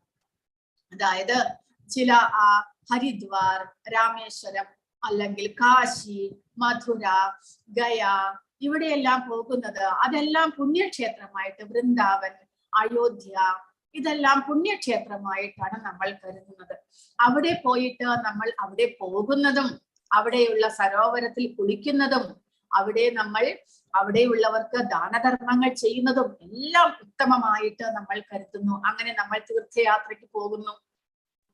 അതുപോലെ ഗംഗാ നദിയിൽ സ്നാനം ചെയ്യുന്നു, യമുന നദിയിൽ സ്നാനം ചെയ്യുന്നത് എല്ലാം നമ്മൾ വളരെ വിശേഷമായിട്ട് കരുതുന്നു. ഗയയിൽ പോയിട്ട് ശ്രാദ്ധമിടുന്നത് വിശേഷമായിട്ട് കരുതുന്നു. എന്തുകൊണ്ടാണ് അപ്പോൾ ഇതെല്ലാം പുണ്യക്ഷേത്രങ്ങളാകുന്നത്? ഇവിടെ ധൃതരാഷ്ട്രർ പറയുന്നു കുരുക്ഷേത്രം എന്നുള്ളത് ധർമ്മക്ഷേത്രമാണ് എന്ന്.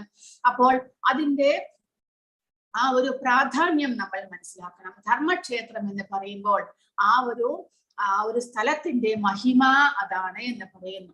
ഒന്നാമത്തേത് ധാർമ്മികമായിട്ടുള്ള കാര്യങ്ങൾ ചെയ്യാനായിട്ട് വിശേഷപ്പെട്ടതായിട്ടുള്ള സ്ഥലമാണ്. ധാർമ്മികമായിട്ടുള്ള കാര്യങ്ങൾ എന്ന് പറയുമ്പോൾ ഇപ്പോൾ പൂജകൾ, അല്ലെങ്കിൽ യജ്ഞങ്ങൾ, അല്ലെങ്കിൽ ദാനം, ഇതെല്ലാം ആ സ്ഥലത്ത് ചെയ്യുക വഴി നമ്മുടെ പുണ്യം ഒന്നുകൂടെ വർദ്ധിക്കുന്നു. നമ്മുടെ പാപകർമ്മ ഫലങ്ങളെ ഇല്ലാതാക്കുവാനായിട്ട് ആ സ്ഥലത്തിന് പ്രാധാന്യമുണ്ട്, ആ സ്ഥലത്തിന് സാധിക്കുന്നു എന്നുള്ളത് കൊണ്ടാണത്. ഇപ്പോൾ ഗയയിൽ പോയി ശ്രാദ്ധമിട്ട് കഴിഞ്ഞാൽ പിന്നീട് നമുക്ക് ഒരിക്കലും ശ്രാദ്ധം ഇടേണ്ട കാര്യമില്ല. കാരണം ഭഗവാന്റെ നേരിട്ടുള്ള പാദുകമാണ്, പാദകമലങ്ങളാണ് അവിടെയുള്ളത് എന്ന് പറയുന്നു. അവിടെ പോയി ശ്രാദ്ധമിട്ട് കഴിഞ്ഞാൽ നേരിട്ട് ഭഗവാനിലേക്ക് എത്തിക്കഴിഞ്ഞിരിക്കുന്നു. അതുപോലെ ഹരിദ്വാർ, ഋഷികേശ് മുതലായ സ്ഥലങ്ങളിലെല്ലാം നമ്മൾ ഗംഗാ നദിയിൽ കുളിക്കുന്നത് അവിടെ നമ്മുടെ പാപകർമ്മങ്ങളെ എല്ലാം ഇല്ലാതാക്കാൻ സാധിക്കുന്നു എന്ന് പറയുന്നു. കാരണം അവിടെ എല്ലാം ഭഗവാന്റെ സാന്നിധ്യമുണ്ട്. അതുപോലെ കുരുക്ഷേത്രത്തിലും ആ യുദ്ധകളത്തിലുള്ള സരോവരത്തിലും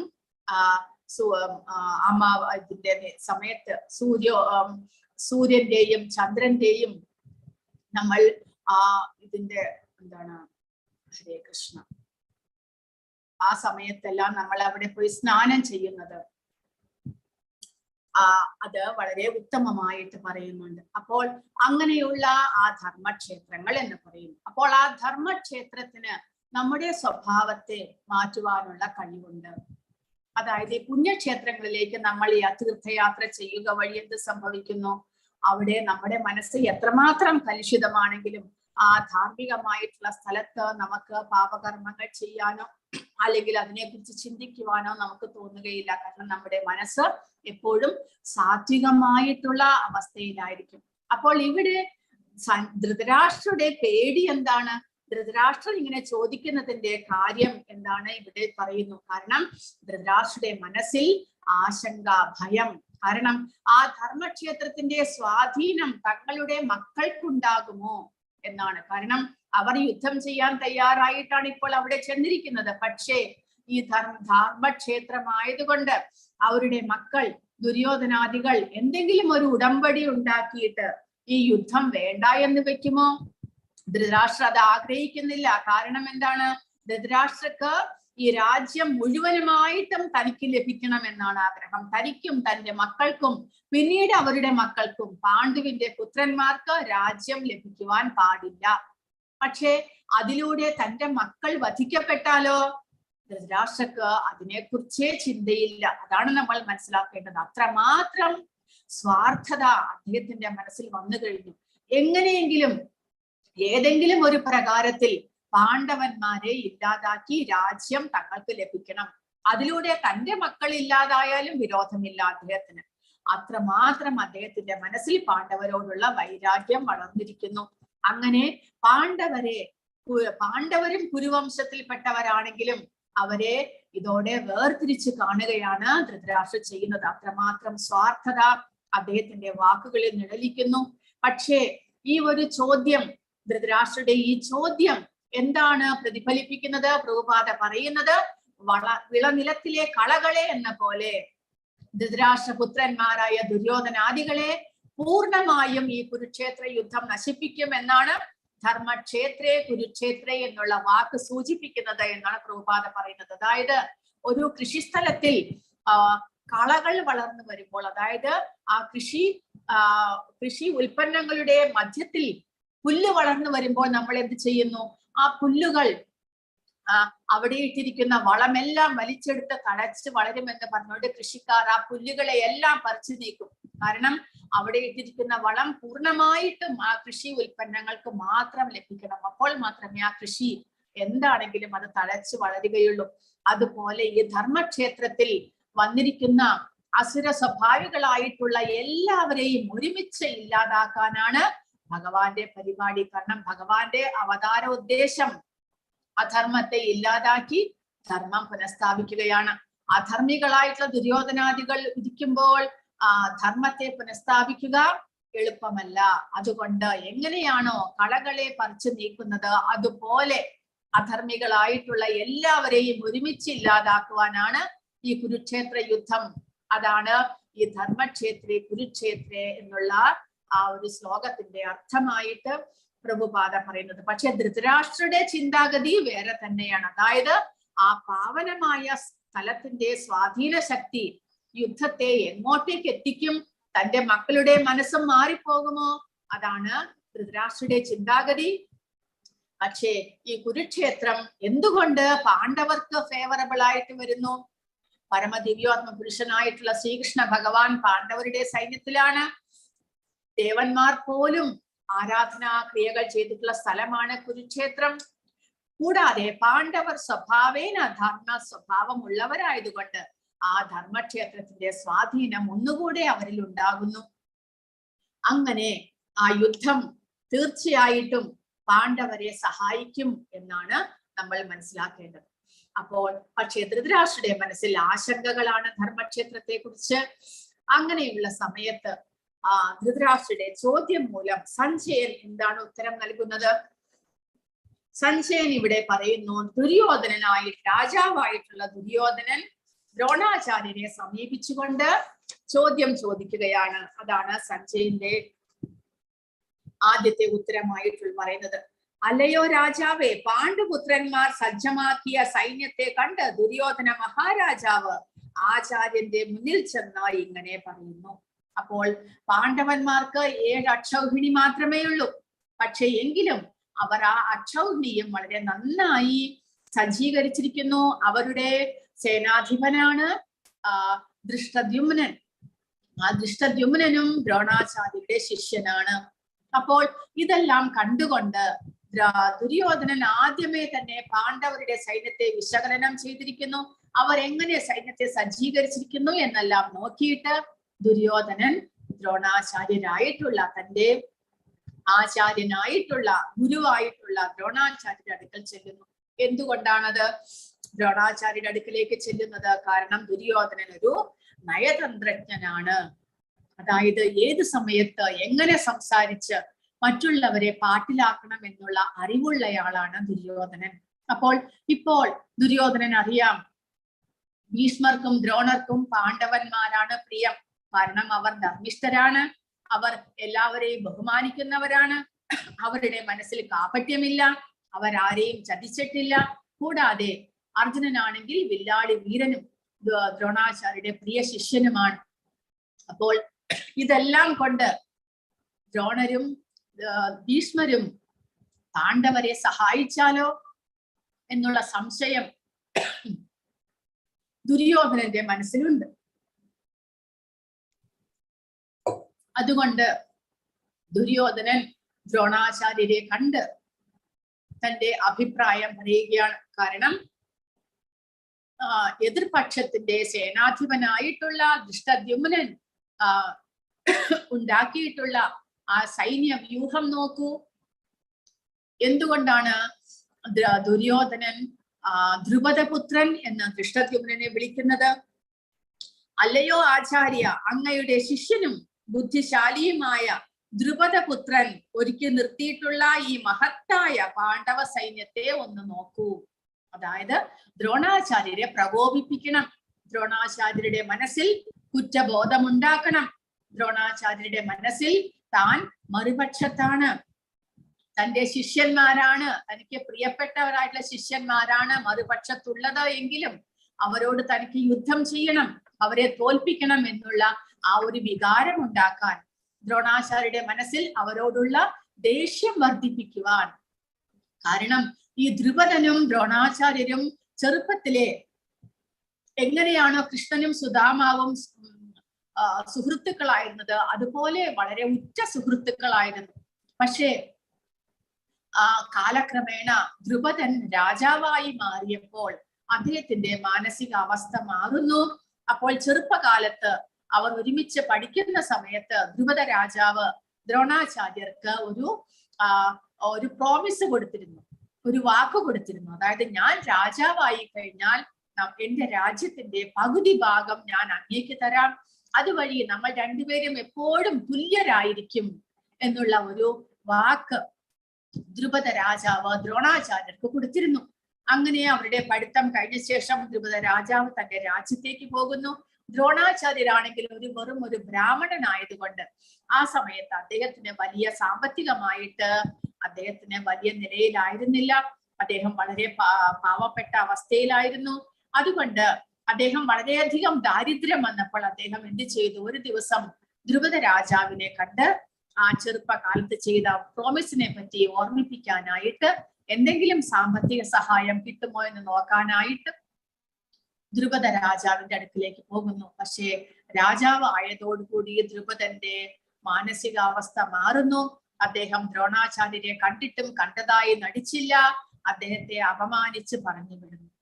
അപ്പോൾ ഇതെല്ലാം തന്നെ ഓർമ്മിപ്പിക്കുവാനായിട്ടാണ് ദുര്യോധനൻ ഇവിടെ പറയുന്നത്, അങ്ങയുടെ ശിഷ്യനും ബുദ്ധിശാലിയുമായിട്ടുള്ള ദ്രുപദപുത്രൻ ഒരുക്കിയിട്ടുള്ള പാണ്ഡവ സൈന്യത്തെ ഒന്ന് നോക്കൂ എന്ന് പറഞ്ഞു. കാരണം ദ്രുപദന്റെ പുത്രനാണ്, അങ്ങയുടെ ശിഷ്യനാണെങ്കിൽ കൂടെ ആ കുട്ടി അങ്ങയെ വധിക്കുവാൻ വേണ്ടിയിട്ട് ദ്രുപദൻ ജനിപ്പിച്ചിരിക്കുന്ന അദ്ദേഹത്തിന്റെ മകനാണ്. അങ്ങയും ദ്രുപദനും തമ്മിൽ ശത്രുതയിലാണ്. ഇതെല്ലാം ഓർമ്മിപ്പിക്കുവാൻ വേണ്ടിയിട്ട് ആ ദുര്യോധനൻ, അതാണ് ദുര്യോധനനെ നയചാതുര്യമുള്ളയാൾ എന്ന് വിളിക്കുന്നത്. കാരണം ദ്രോണന്റെ മനസ്സിൽ മറുപക്ഷത്തോടുള്ള വൈരാഗ്യം വളർത്തണം. അതിന് വേണ്ടിയിട്ട് അങ്ങനെ ദ്രോണാചാര്യനെ പ്രകോപിപ്പിക്കാൻ വേണ്ടിയിട്ട് ഇങ്ങനെ ഒരു വാക്ക് ഉപയോഗിക്കുകയാണ്. കാരണം ദ്രോണാചാര്യർ തന്നെയാണ് ദ്രുപദന്റെ പുത്രനെയും പഠിപ്പിച്ചിരിക്കുന്നത്. അപ്പോൾ ഈ കാര്യത്തിൽ ദയാദാക്ഷിണ്യം ഒന്നും തന്നെ പാടില്ല. അവരെല്ലാം ശത്രുക്കളാണ്. അവരെ അങ്ങ് പൂർണ്ണമായിട്ട് യുദ്ധം ചെയ്ത് തോൽപ്പിക്കണം. അങ്ങ് എന്റെ പക്ഷത്താണുള്ളത് എന്നെല്ലാം ഓർമ്മിപ്പിക്കുകയാണ് ദുര്യോധനൻ ചെയ്യുന്നത്. അങ്ങനെ ദുര്യോധനന്റെ കാര്യത്തെ കുറിച്ച് ഇവിടെ സഞ്ജയൻ പറയുകയാണ് ചെയ്യുന്നത്. അതിനുശേഷം അപ്പോൾ ഇവിടെ അക്ഷൗഹിണി, 7 അക്ഷൗഹിണി പാണ്ഡവ സൈന്യത്തിന്, 11 അക്ഷൗഹിണി കൗരവ സൈന്യത്തിന്. അപ്പോൾ അക്ഷൗഹിണി എന്ന് പറഞ്ഞാൽ എന്താണ് എന്ന് ഇവിടെ കൊടുത്തിരിക്കുന്നു. 21,870 രഥങ്ങൾ, 21,870 ആനകൾ, 65,610 കുതിരകൾ, 1,09,350 കാലാൾപ്പട. ഇത്രയും ചേരുന്നു ഒരക്ഷൗഹിണിക്ക്. അങ്ങനെയുള്ള 7 അക്ഷൗഹിണി പാണ്ഡവർക്ക്, 11 അക്ഷൗഹിണി കൗരവർക്ക്. അതിൽ പാണ്ഡവരുടെ സേനാനായകനാണ് ദൃഷ്ടദ്യുമ്നൻ. കൗരവർക്ക് 3-4 സേനാനായകന്മാരുണ്ട്. ആദ്യം ഭീഷ്മരാകുന്നു. ഭീഷ്മർ വീണതിന് ശേഷം ദ്രോണാചാര്യർ, പിന്നീട് കർണൻ, പിന്നീട് ശല്യർ, പിന്നീട് ദുര്യോധനൻ. അങ്ങനെ അവരുടെ സേനാനായകന്മാർ മാറി മാറി വരുന്നുണ്ട്. പക്ഷേ പാണ്ഡവരുടെ സൈന്യത്തിൽ 60,000 പേരോട് യുദ്ധം ചെയ്യാൻ സാമർഥ്യമുള്ള ഒരേ ഒരാളേ ഉള്ളൂ, അർജുനൻ മാത്രം. എന്നാൽ കൗരവ സൈന്യത്തിൽ ഭീഷ്മരും ദ്രോണരും കർണനും അശ്വത്ഥാമാവും എല്ലാവരും മഹാരഥികളാണ്. മഹാരഥി എന്ന് പറഞ്ഞാൽ 60,000 യോദ്ധാക്കളോട് ഒറ്റയ്ക്ക് പൊരുതാൻ കഴിവുള്ളയാൾ. അധീരഥന്മാർ, അതിനായിട്ട് 10,000 യോദ്ധാക്കളോട് ഒറ്റയ്ക്ക് പൊരുതാൻ കഴിവുള്ളവരാണ് പാണ്ഡവ സൈന്യത്തിൽ യുധിഷ്ഠിരൻ, ഭീമൻ, ദൃഷ്ടദ്യുമ്നൻ, ഗഡോൽക്കജൻ. കൗരവ സൈന്യത്തിൽ ശല്യർ, സോമദത്തൻ, ഭൂരിശ്രവസ്, ഭഗദത്തൻ.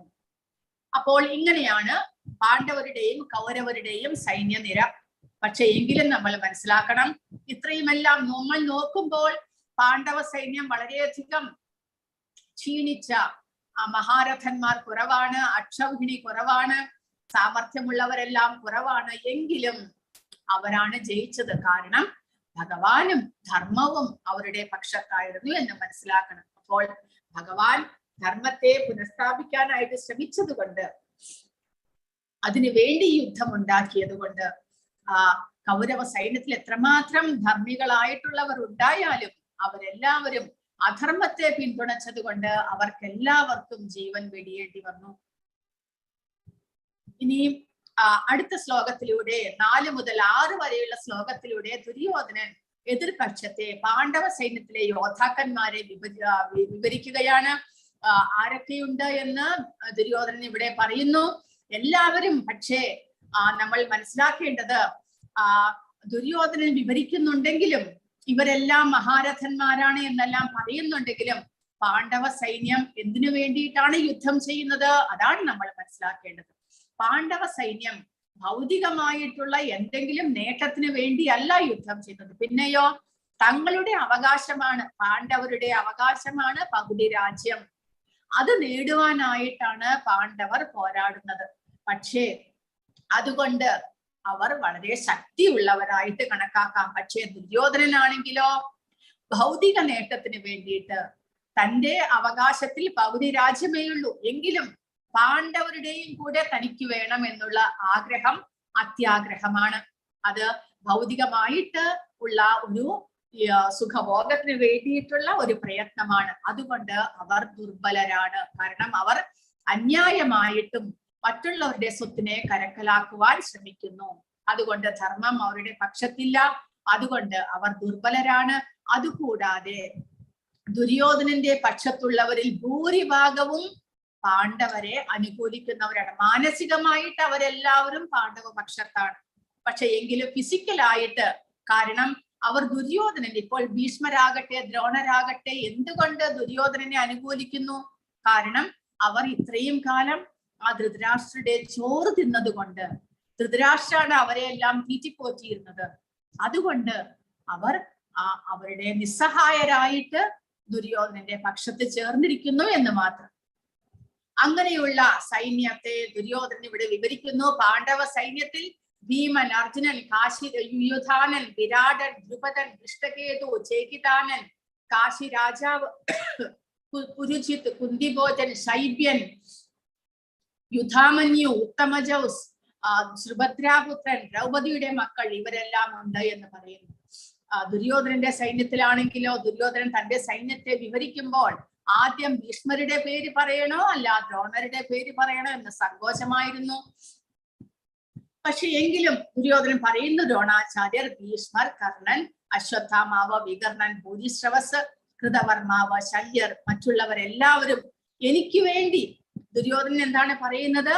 എനിക്ക് വേണ്ടി ജീവൻ സമർപ്പിക്കാൻ ഒരുങ്ങി വന്നിട്ടുള്ളവരാണ് എന്നാണ് ദുര്യോധനൻ പറയുന്നത്. അപ്പോൾ ദുര്യോധനൻ ഓൾറെഡി വിചാരിച്ചു ഇവിടെയുള്ളവരെല്ലാവരും മരണപ്പെടും, കാരണം എനിക്ക് വേണ്ടിയിട്ടാണ് അവർ അങ്ങനെ വന്നിരിക്കുന്നത് എന്നുള്ള ചിന്താഗതിയാണ് ദുര്യോധന. ആ സ്വാർത്ഥത, മറ്റുള്ളവരുടെ ജീവൻ ബലി കൊടുത്താണെങ്കിലും തനിക്ക് ആ രാജ്യം കിട്ടണം, തനിക്കെല്ലാ സുഖ സൗകര്യങ്ങളും അനുഭവിക്കണം എന്നുള്ള അധർമ്മികമായിട്ടുള്ള ചിന്തയാണ് ദുര്യോധനനുള്ളത്. കൂടാതെ ദുര്യോധനൻ ഇവിടെ തന്റെ സൈന്യത്തിന്റെ ബലം വിവരിക്കുന്നു. അപര്യാപ്തം തദസ്മാകം ബലം ഭീഷ്മാഭിരക്ഷിതം എന്നാണ് ദുര്യോധനൻ പറയുന്നത്. അതായത് നമ്മുടെ സൈന്യം എന്നുള്ളത് വളരെയധികം ശക്തിമത്താണ്, കാരണം ഭീഷ്മരാൽ രക്ഷിക്കപ്പെട്ടിരിക്കുന്നു നമ്മുടെ സൈന്യം. അപര്യാപ്തം, അപരിമിതമായിട്ടുള്ള വളരെയധികം 11 അക്ഷൗഹിണിയാണുള്ളത്. അപ്പോൾ ദുര്യോധനൻ നോക്കുമ്പോൾ വളരെ സമുദ്രം പോലെ പരന്നു കിടക്കുന്നു തന്റെ സൈന്യം. അപര്യാപ്തമാണ്, അതായത് പരിമിതികളെ ഇല്ലാത്ത ഒരു സൈന്യമാണ് നമുക്കുള്ളത്. അതിനെ ഭീഷ്മർ രക്ഷിക്കുന്നുണ്ട്. പക്ഷെ പാണ്ഡവരുടെ സൈന്യം പരിമിതമാണ്. അതിനെ രക്ഷിക്കുന്നതാണെങ്കിലോ ഭീമനാണ്. അതുകൊണ്ട് ഭീമന് കഴിവേയില്ല എന്നുള്ള ഒരു തരത്തിലാണ് ദുര്യോധനൻ പറയുന്നത്. കാരണം ദുര്യോധനൻ അറിയാം, കൊല്ലപ്പെടുകയാണെങ്കിൽ അത് ഭീമന്റെ കയ്യാൽ തന്നെ ആയിരിക്കുമെന്ന്. അപ്പോൾ അങ്ങനെ ദുര്യോധനൻ തന്റെ സൈന്യത്തോട് ഭീഷ്മരെ പിന്തുണയ്ക്കാൻ അഭ്യർത്ഥിക്കുന്നു. കാരണം ഭീഷ്മർക്ക് വയസ്സായി, ഭീഷ്മർക്ക് ഒരു സപ്പോർട്ട് ആവശ്യമാണ്. അതുകൊണ്ട് നിങ്ങൾ എല്ലാവരും ഭീഷ്മരെ സപ്പോർട്ട് ചെയ്യണം, എല്ലാവരും ഭീഷ്മർക്ക് ഒരു കവചമായിട്ട് അവിടെ നിൽക്കണം എന്നെല്ലാം ദുര്യോധനൻ ദ്രോണാചാര്യരോടും എല്ലാവരോടും അപേക്ഷിക്കുന്നു. അങ്ങനെയുള്ള ആ സമയത്ത് ഭീഷ്മർക്കും ദ്രോണർക്കും അറിയാം, കാരണം യുദ്ധം ജയിക്കുക പാണ്ഡവർ മാത്രമായിരിക്കും, കാരണം കൃഷ്ണൻ അവരുടെ പക്ഷത്തുണ്ട്. എങ്കിലും ആ ദുര്യോധനനെ സന്തോഷിപ്പിക്കുവാനായിക്കൊണ്ട് ഭീഷ്മർ തന്റെ ശംഖം മുഴക്കുകയാണ്. അത് കേട്ടതോടുകൂടി മറ്റുള്ളവരെല്ലാവരും, ആ ദുര്യോധനന്റെ സംഘത്തിലുള്ളവരെല്ലാവരും ശംഖം മുഴക്കുന്നു. അപ്പോൾ കൃഷ്ണാർജുനന്മാരും അതിനുശേഷം തങ്ങളുടെ ദിവ്യമായിട്ടുള്ള ശംഖങ്ങൾ മുഴക്കുന്നു എന്നാണ് പറയുന്നത്. തതഃ ശ്വേതർഹയേർയുക്തേ മഹദീ സ്യന്ദനേ സ്ഥിതൗ മാധവഃ പാണ്ഡവസ്യൈവ ദിവ്യൗ ശംഖൗ പ്രദത്മതുഃ. മറുവശത്ത് കൃഷ്ണാർജുനന്മാർ തങ്ങളുടെ ദിവ്യമായിട്ടുള്ള ശംഖങ്ങളെ മുഴക്കുന്നു. മാധവഃ പാണ്ഡവസ്യൈവ, മാധവഃ എന്ന് കൃഷ്ണനെ വിളിച്ചിരിക്കുന്നു. കാരണം ലക്ഷ്മീപതിയായിട്ടുള്ള കൃഷ്ണനെ, ഭഗവാനെയാണ് മാധവഃ എന്ന് വിളിച്ചിരിക്കുന്നത്. ലക്ഷ്മിയുടെ പതി എന്നാണ് അർത്ഥം മാധവഃ എന്നുള്ള പേരിന്. അങ്ങനെ കൂടാതെ അഗ്നിദേവൻ നൽകിയ രഥമാണുള്ളത്. ഇതിനെല്ലാത്തിനും 3 ലോകങ്ങളിലും വിജയം മാത്രമേ ആ രഥത്തിന് കിട്ടുകയുള്ളൂ. അങ്ങനെ ആ ശംഖങ്ങളുടെ പേരാണ് ഇനി പറയുന്നത്. കൃഷ്ണന്റെ പാഞ്ചജന്യം, അർജുനന്റെ ദേവദത്തം, ഭീമന്റെ പൗണ്ഡ്രം, യുധിഷ്ഠിരന്റെ അനന്തവിജയം, നകുലന്റെ സുഘോഷം, പിന്നീട് അങ്ങനെയുള്ള പിന്നെ സഹദേവന്റെ മണിപുഷ്പകം, ഇങ്ങനെയുള്ളവരുടെ എല്ലാ ശംഖങ്ങളുടെ പേരുകൾ പറയുകയാണ് ഇനി ചെയ്യുന്നത്. അപ്പോൾ ഇവിടെ ഭഗവാനെ ഋഷികേശൻ എന്ന് വിളിച്ചിരിക്കുന്നു. ഋഷികേശൻ എന്നതിന്റെ അർത്ഥം നമ്മുടെ ഇന്ദ്രിയങ്ങളെ നയിക്കുന്നയാൾ എന്നാണ് ഋഷികേശൻ എന്നുള്ള വാക്കിന്റെ അർത്ഥം. അപ്പോൾ കൃഷ്ണനും നമ്മൾ ജീവജാലങ്ങളുടെ എല്ലാം ഇന്ദ്രിയങ്ങളെ നിയന്ത്രിക്കുന്ന ആ ഭഗവാനാണ്. ഈ കൃഷ്ണന്റെയും അർജുനന്റെയും എല്ലാം പേരുകളാണ് ഇവിടെ കൊടുത്തിരിക്കുന്നത്. ഭാഗവത്ഗീതയിലൂടെ പറഞ്ഞിരിക്കുന്ന പേരുകളാണ് ഇവിടെ കൊടുത്തിരിക്കുന്നത്. കൃഷ്ണൻ എന്നുള്ള നാമം ഉദ്ഘോഷിക്കുന്നതിന്റെ അർത്ഥം എല്ലാവരെയും ആകർഷിക്കുന്നവൻ. ഋഷികേശൻ സർവ ഇന്ദ്രിയങ്ങളുടെയും ഉടമ. മാധവൻ ലക്ഷ്മിപതി. അച്യുതൻ ചുതി അല്ലെങ്കിൽ വീഴ്ച പറ്റാത്തവൻ. മധുസൂദനൻ മധു എന്ന രാക്ഷസനെ കൊന്നത്. ഗോവിന്ദൻ ഗോക്കൾക്കും ഇന്ദ്രിയങ്ങൾക്കും ആനന്ദം നൽകുന്നവൻ. വാസുദേവൻ വസുദേവപുത്രൻ. ദേവകീനന്ദൻ ദേവകിയുടെ പുത്രൻ. യശോദാനന്ദൻ യശോദയുടെ ആനന്ദിപ്പിച്ചയാൾ എന്നതുകൊണ്ട്. പാർത്ഥസാരഥി അർജുനന്റെ തേർ തെളിച്ചതുകൊണ്ട്. കേശവൻ കേശി എന്ന അസുരനെ വധിച്ചതുകൊണ്ട്. ജനാർദ്ദനൻ ജീവജാലങ്ങളുടെ രക്ഷകൻ. ധനഞ്ജയൻ എന്ന അർജുനന്റെ പേര്. ധനത്തെ ജയിച്ചവൻ. പാർത്ഥൻ കുന്തിയുടെ പുത്രൻ. കാരണം കുന്തിയുടെ യഥാർത്ഥ പേര് പൃഥ എന്നാണ്. അതുകൊണ്ട് പൃഥായുടെ മക്കളായതുകൊണ്ട് പാണ്ഡവന്മാരെ പാർത്ഥൻ എന്ന് വിളിക്കുന്നു. ഗുഡാകേശൻ നിദ്രയെ ജയിക്കുന്നവൻ. മൃഗോദരൻ എന്നുള്ളത് ഭീമന്റെ പേരാണ്. വീര്യശാലികൾക്ക് മാത്രം സാധിക്കാവുന്ന ധീരകൃത്യങ്ങൾ ചെയ്യാനും വളരെ കൂടുതൽ ഭക്ഷിക്കാനും കഴിവുണ്ടായിരിക്കുന്നത് കൊണ്ട് ഭീമനെ മൃഗോദരൻ എന്ന് വിളിക്കുന്നു. അങ്ങനെ ഒരു 10 നിമിഷം കൂടെ ഇപ്പോൾ നമുക്ക് ക്ലാസ് അവസാനിപ്പിക്കാം. അങ്ങനെ കുരുക്ഷേത്ര യുദ്ധകളത്തിൽ വെച്ച് അവിടെ ഈ പാണ്ഡവരുടെ ശംഖനാദം കേട്ടതുകൊണ്ട് എന്ത് സംഭവിക്കുന്നു? കൗരവരുടെ പക്ഷത്തിലുള്ളവരുടെ എല്ലാം ഹൃദയം പിളർത്തുകയായി. കാരണം അവർക്ക് മനസ്സിൽ പേടി തോന്നുന്നു. കാരണം എന്താണ്? അപ്പോഴാണ് അവർക്ക് യഥാർത്ഥത്തിൽ പേടി. ഇനി തങ്ങൾ യുദ്ധം ജയിക്കുമോ ഇല്ലയോ എന്നുള്ളൊരു സംശയം അവരുടെ മനസ്സിൽ വളരുകയായി. കാരണം അവരുടെ പക്ഷത്ത് ഭഗവാൻ ഇല്ലാത്തത് കൊണ്ട്, ഭഗവാന്റെ സുരക്ഷ അവർക്കില്ലാത്തത് കൊണ്ട് അവരുടെ മനസ്സിൽ ആശങ്ക ഉണ്ടാകുന്നു. എന്നാൽ നമ്മളോ, അതുകൊണ്ടാണ് ഭഗവാൻ പറയുന്നത് ആ ഭഗവാനെ നമ്മൾ സറണ്ടർ ചെയ്യുക, ഭഗവാനെ നമ്മൾ ശരണാഗതരാകുക. ഭഗവാന്റെ സംരക്ഷണയിൽ നമ്മുടെ മനസ്സിൽ ഒരിക്കലും ആശങ്കയോ വ്യാകുലതയോ പേടിയോ ഒന്നും തന്നെ ഉണ്ടാകുകയില്ല. കാരണം നമ്മൾ ഭഗവാന്റെ സേവകൾ ചെയ്യുന്നതോടുകൂടി നമ്മുടെ മനസ്സിൽ ഒരു ധൈര്യം വരികയായി. പക്ഷേ ദുര്യോധനാദികൾ ഇത്രയും വരെ ഭഗവാനെ എതിർക്കുക മാത്രമേ ചെയ്തിട്ടുള്ളൂ. അതുകൊണ്ട് അവരുടെ മനസ്സിൽ എന്തിനെങ്കിലും ആശ്രയിക്കാനുള്ള ഒരു സാധ്യതയില്ലാത്തത് കൊണ്ട് അവരുടെ മനസ്സിൽ പേടി തോന്നുകയാണ്. എന്നാൽ പാണ്ഡവർക്കാണെങ്കിലോ തങ്ങൾക്ക് എന്ത് തന്നെ വന്നാലും, ജയമായാലും പരാജയമായാലും അവർക്ക് പരാതിയില്ല. കാരണം എല്ലാം ഭഗവാന്റെ നിശ്ചയപ്രകാരം മാത്രമേ നടക്കുകയുള്ളൂ എന്നുള്ള ആ ഒരു ഉറപ്പ് അവർക്കുണ്ടായിരുന്നു. ഭഗവാൻ തങ്ങളുടെ പക്ഷത്തുണ്ട്, അദ്ദേഹത്തിന്റെ തീരുമാനം പോലെ എല്ലാം നടക്കട്ടെ എന്നുള്ള ചിന്തയായിരുന്നു അവരുടെ മനസ്സിൽ. അതുകൊണ്ട് അവർക്ക് മനസ്സിൽ പേടിയോ വിഷമമോ ഒന്നും തന്നെ തോന്നുന്നില്ല. എന്നാൽ കൗരവന്മാരുടെ ഹൃദയം പിളർക്കാൻ പോകുന്ന വിധത്തിൽ ആ ശംഖനാദം അവരുടെ മനസ്സിൽ വിഷമം ഉണ്ടാക്കുന്നു, ഭയം ഉണ്ടാക്കുന്നു. അങ്ങനെ അർജുനൻ യുദ്ധത്തിന് തയ്യാറായി. ഭഗവാൻ ശ്രീകൃഷ്ണനോട് ഇരു സൈന്യങ്ങൾക്കും മധ്യത്തിലായിക്കൊണ്ട് തേർ കൊണ്ടുതന്ന് നിർത്തുവാനായിട്ട് പറയുകയായി. അഥ വ്യവസ്ഥിതാൻ ദൃഷ്ട്വാ ധാതരാഷ്ട്രാൻ കവിധ്വജഃ പ്രവൃത്തേ ശസ്ത്ര സംവാദേ ധനുരുദ്യമ്യ പാണ്ഡവഃ ഋഷികേശം തഥാ വാക്യം ഇദമാഹമഹീപദേ. അപ്പോൾ ആ ശ്ലോകത്തിലുള്ള കാര്യങ്ങളാണ് ഇവിടെ കൊടുത്തിരിക്കുന്നത്. കവിധ്വജഃ, അതായത് ഹനുമാന്റെ രൂപം. അപ്പോൾ ഇതിനു മുൻപ് പറഞ്ഞത് അർജുനന്റെ വിജയ സാധ്യതയ്ക്കുള്ള കാര്യങ്ങൾ പറഞ്ഞത് ഭഗവാന്റെയും അർജുനന്റെയും ശംഖങ്ങൾ ദിവ്യമായിരുന്നു. അതുകൂടാതെ അവരുടെ തേർ അഗ്നിദേവൻ കൊടുത്തതാണ്. മാധവനായിട്ടുള്ള ലക്ഷ്മിപതിയായിട്ടുള്ള മാധവനാണ് അവരുടെ ഒപ്പമുള്ളത്. ഇതുകൂടാതെ ഈ ശ്ലോകത്തിൽ പറയുന്നു കവിധ്വജഃ, ഹനുമാന്റെ രൂപമുള്ള കൊടിയാണ് അർജുനന്റെ തേരിൽ കൊടുത്തിരിക്കുന്നത്.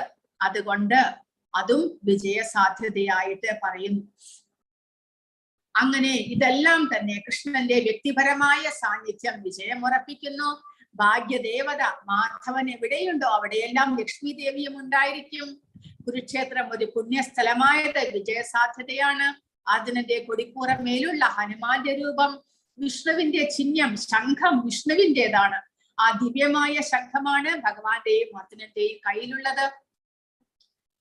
കൂടാതെ ദുര്യോധനെ സമാധാനിപ്പിക്കാൻ വേണ്ടി മാത്രമാണ് ഭീഷ്മർ ശംഖൂതിയത്. പക്ഷെ ഇവരാണെങ്കിലോ ജയം തങ്ങൾക്കുള്ളതാണ് എന്ന് സൂചിപ്പിക്കാൻ വേണ്ടിയിട്ട് പാണ്ഡവ സൈന്യത്തിലുള്ളവർ ശംഖമൂതുന്നു.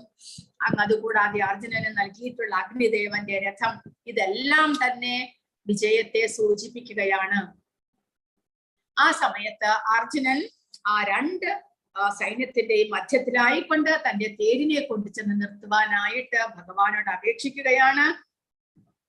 അർജുന ഉവാച സേനയോരുഭയോർ മധ്യേ രഥം സ്ഥാപയമേച്യുത യാവദേതാ നിരീക്ഷേഹം യോധുകാമാനവസ്ഥിതാൻ കൈർമയാ സഹയോധവ്യം അസ്മിൻ രണസമുദ്യം. എന്തിനു വേണ്ടിയിട്ടാണ് അർജുനൻ ഇങ്ങനെ ഒരു ആഗ്രഹം ഉണ്ടായത്?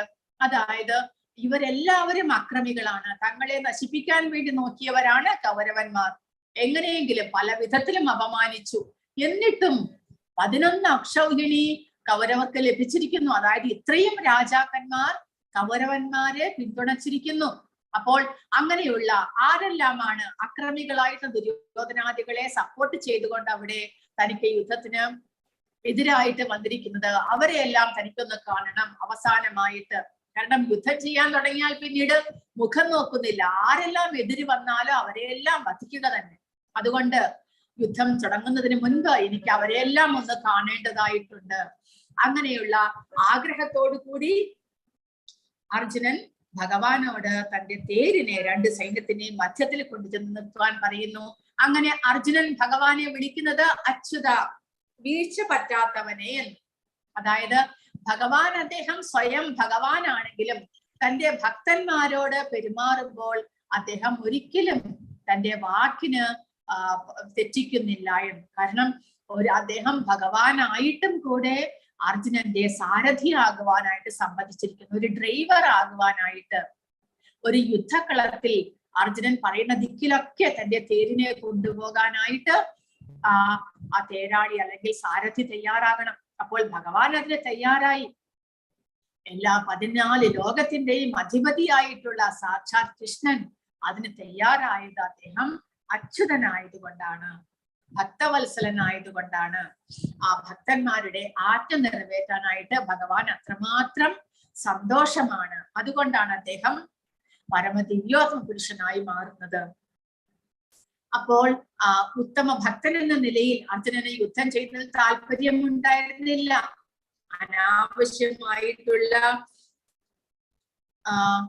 യുദ്ധത്തിന്റെ കാര്യത്തിൽ അവർക്ക് എത്രമാത്രം താല്പര്യമുണ്ട് എന്ന് അറിയാനായിട്ട് അർജുനൻ ആഗ്രഹിച്ചു. ദുർബുദ്ധിയായ ദുര്യോധനനെ സന്തോഷിപ്പിക്കുവാൻ വേണ്ടിയിട്ട് ആരെല്ലാം യുദ്ധത്തിന് ഒരുങ്ങി വന്നിരിക്കുന്നു എന്ന് കാണുവാൻ അർജുനൻ ആഗ്രഹിച്ചു. താൻ നേരിടാൻ പോകുന്ന സൈന്യത്തിന്റെ ബലം എത്രയുണ്ട് എന്ന് കണക്കാക്കണം എന്ന് അദ്ദേഹം ഉദ്ദേശിച്ചു. കാരണം അർജുനൻ ആ സമയമെല്ലാം വിചാരിക്കുന്നത് ഞാൻ സ്വയം യുദ്ധം ചെയ്ത് ഇവരെയെല്ലാം തോൽപ്പിക്കേണ്ടതായിട്ടുണ്ട്. വാസ്തവത്തിൽ 11ാമത്തെ അധ്യായമാകുമ്പോഴാണ് നമുക്ക് മനസ്സിലാകുന്നത്. ഭഗവാൻ പറയുന്നു ഇവരെയെല്ലാം താൻ വധിച്ചിരിക്കുന്നു, നിങ്ങൾ നിമിത്തം മാത്രം, എന്റെ കയ്യിലെ ഒരു ഉപകരണം മാത്രമേ ആകുന്നുള്ളൂ. പക്ഷെ ഈ ശ്ലോകത്തിൽ പറയുന്നത് എന്താണ്? പ്രഭുപാദ പറയുന്നു അർജുനൻ തന്റെ എതിരാളികളെ നേരിട്ട് കാണുവാൻ, ആ ബലത്തെ മനസ്സിലാക്കിക്കൊണ്ട് വേണം തനിക്ക് പ്ലാൻ ചെയ്യുവാൻ. എങ്ങനെ യുദ്ധം ചെയ്യണം, ഏത് വഴിയിലൂടെ യുദ്ധം ചെയ്യണം, ആരോടെല്ലാം നേരിട്ട് യുദ്ധം ചെയ്യണം. അപ്പോൾ പാണ്ഡവരുടെ ആ സമയം വരെയുള്ള നീക്കങ്ങൾ അവർക്ക് തങ്ങൾ യുദ്ധം ചെയ്ത് ഇവരെ തോൽപ്പിക്കണമെന്നായിരുന്നു. അതിനു വേണ്ടിയിട്ട് മറുപക്ഷത്തെ കാണുവാനായിട്ട് അർജുനൻ ആഗ്രഹിക്കുകയാണ്. അങ്ങനെ ആ കുരുക്ഷേത്ര യുദ്ധകളത്തിൽ വെച്ചിട്ട് ഭഗവാൻ തന്റെ തന്റെ തേരിനെ രണ്ട് പക്ഷത്തിനും നടുവിലായിക്കൊണ്ട് കൊണ്ടുചെന്ന് നിർത്തുകയാണ്. സഞ്ജയ ഉവാച ഏവമുക്തോ ഋഷികേശോ ഗുഡാകേശേന ഭാരത സേനയോരുഭയോർ മധ്യേ സ്ഥാപയിത്വാ രഥോത്തമം ഭീഷ്മദ്രോണ പ്രമുഖതഃ സർവേഷാം ച മഹീക്ഷിതാം ഉവാച പാർത്ഥ പശ്യേതാൻ സമവേതാൻ കുരൂനിധി. അങ്ങനെ കൊണ്ടുചെന്ന് നിർത്തിയിട്ട് ഭഗവാൻ അർജുനനെ വിളിക്കുന്നു പാർത്ഥ എന്ന്. കാരണം പൃഥ എന്നുള്ള ആ കുന്തി ദേവി ഭഗവാന്റെ അച്ഛനായിട്ടുള്ള വാസുദേവരുടെ സഹോദരിയാണ്. അപ്പോൾ എന്റെ അമ്മായിയുടെ മകനാണ് നീ, അപ്പോൾ നീ ശരിയാവണ്ണം യുദ്ധം ചെയ്യണമെന്ന് ഞാൻ വിചാരിക്കുന്നു എന്നുള്ള ചിന്താഗതിയോടുകൂടി കുന്തിപുത്ര പാർത്ഥ എന്ന് ഭഗവാൻ അർജുനനെ സംബോധന ചെയ്യുന്നു. കാരണം ഭഗവാൻ ഋഷികേശനായതുകൊണ്ട് അർജുനന്റെ മാനസിക അവസ്ഥയെ മനസ്സിലാക്കുവാൻ സാധിക്കുന്നു. അതുകൊണ്ട് ഒരു സുഹൃത്ത് എന്ന നിലയിൽ ഭഗവാൻ അർജുനനെ വിളിക്കുകയാണ്. കുരുക്കളെ നോക്കൂ പാർത്ഥ എന്ന് പറഞ്ഞുകൊണ്ട് ഭഗവാൻ കൃഷ്ണൻ അർജുനനോട് പറയുകയാണ് ചെയ്യുന്നത്. അപ്പോൾ ആ സമയത്ത് അർജുനൻ ആരെയെല്ലാമാണ് കാണുന്നത്? തത്രാപശ്യസ്ഥിതാൻ പാർത്ഥഃ പിതൃനഖപിത്രാമഹാൻ ആചാര്യാൻ മാതുലാൻ ഭ്രാതൃപുത്രാൻ പൗത്രാൻ സഖീംസ്തദാ ശ്വശുരാൻ സുഹൃദശ്ചൈവ സേനയോരുഭയോരപി. യുദ്ധം ചെയ്യാൻ തയ്യാറായി ശംഖമോദി കഴിഞ്ഞു. അപ്പോൾ രണ്ടു പക്ഷത്തുമുള്ളവർ മറുപക്ഷത്ത് ശത്രുക്കളെ മാത്രമേ കാണുവാൻ പാടുള്ളൂ. കാരണം എങ്കിൽ മാത്രമേ യുദ്ധം ചെയ്യാൻ സാധിക്കുകയുള്ളൂ. മറുപക്ഷത്തുള്ളവർ എല്ലാവരും തങ്ങളുടെ ശത്രുക്കളാണ് എന്നുള്ള മാനസിക അവസ്ഥയോടുകൂടി വേണം യുദ്ധം ചെയ്യാൻ. പക്ഷേ ഈ സമയത്ത് അർജുനൻ ആരെയാണ് അവിടെ കാണുന്നത്? പിതൃതുല്യന്മാരായിട്ടുള്ളവർ, പിതാമഹർ, ഗുരുജനങ്ങൾ, സുഹൃത്തുക്കൾ, ഭാര്യാപിതാക്കന്മാർ, മക്കൾ, മാതുലന്മാർ, സഹോദരന്മാർ എന്നിവരെയെല്ലാമാണ് അർജുനൻ കാണുന്നത്. ശത്രുക്കളെ അല്ല അർജുനൻ കാണുന്നത്. പിന്നെയോ തന്റെ പിതാമഹനായിട്ടുള്ള ഭീഷ്മർ, തന്റെ ഗുരുവായിട്ടുള്ള ദ്രോണർ, ആചാര്യനായിട്ടുള്ള കൃപാചാര്യർ, തന്റെ സഹോദരന്മാർ ആരായിട്ടുള്ള ദുര്യോധനാദികൾ, പുത്രതുല്യന്മാർ, സഹോദരതുല്യന്മാർ, തന്റെ അച്ഛന് തുല്യരായിട്ടുള്ളവർ, ഇവരെയെല്ലാമാണ് അർജുനൻ കാണുന്നത്. അല്ലാതെ ശത്രുക്കളെ അല്ല കാണുന്നത്. ദുര്യോധനാദികളോടാണ് യുദ്ധം ചെയ്യുന്നത്. പക്ഷെ അവരെയും സഹോദരന്മാരായിട്ട് അർജുനൻ കാണുന്നു. കാരണം എന്താണ്?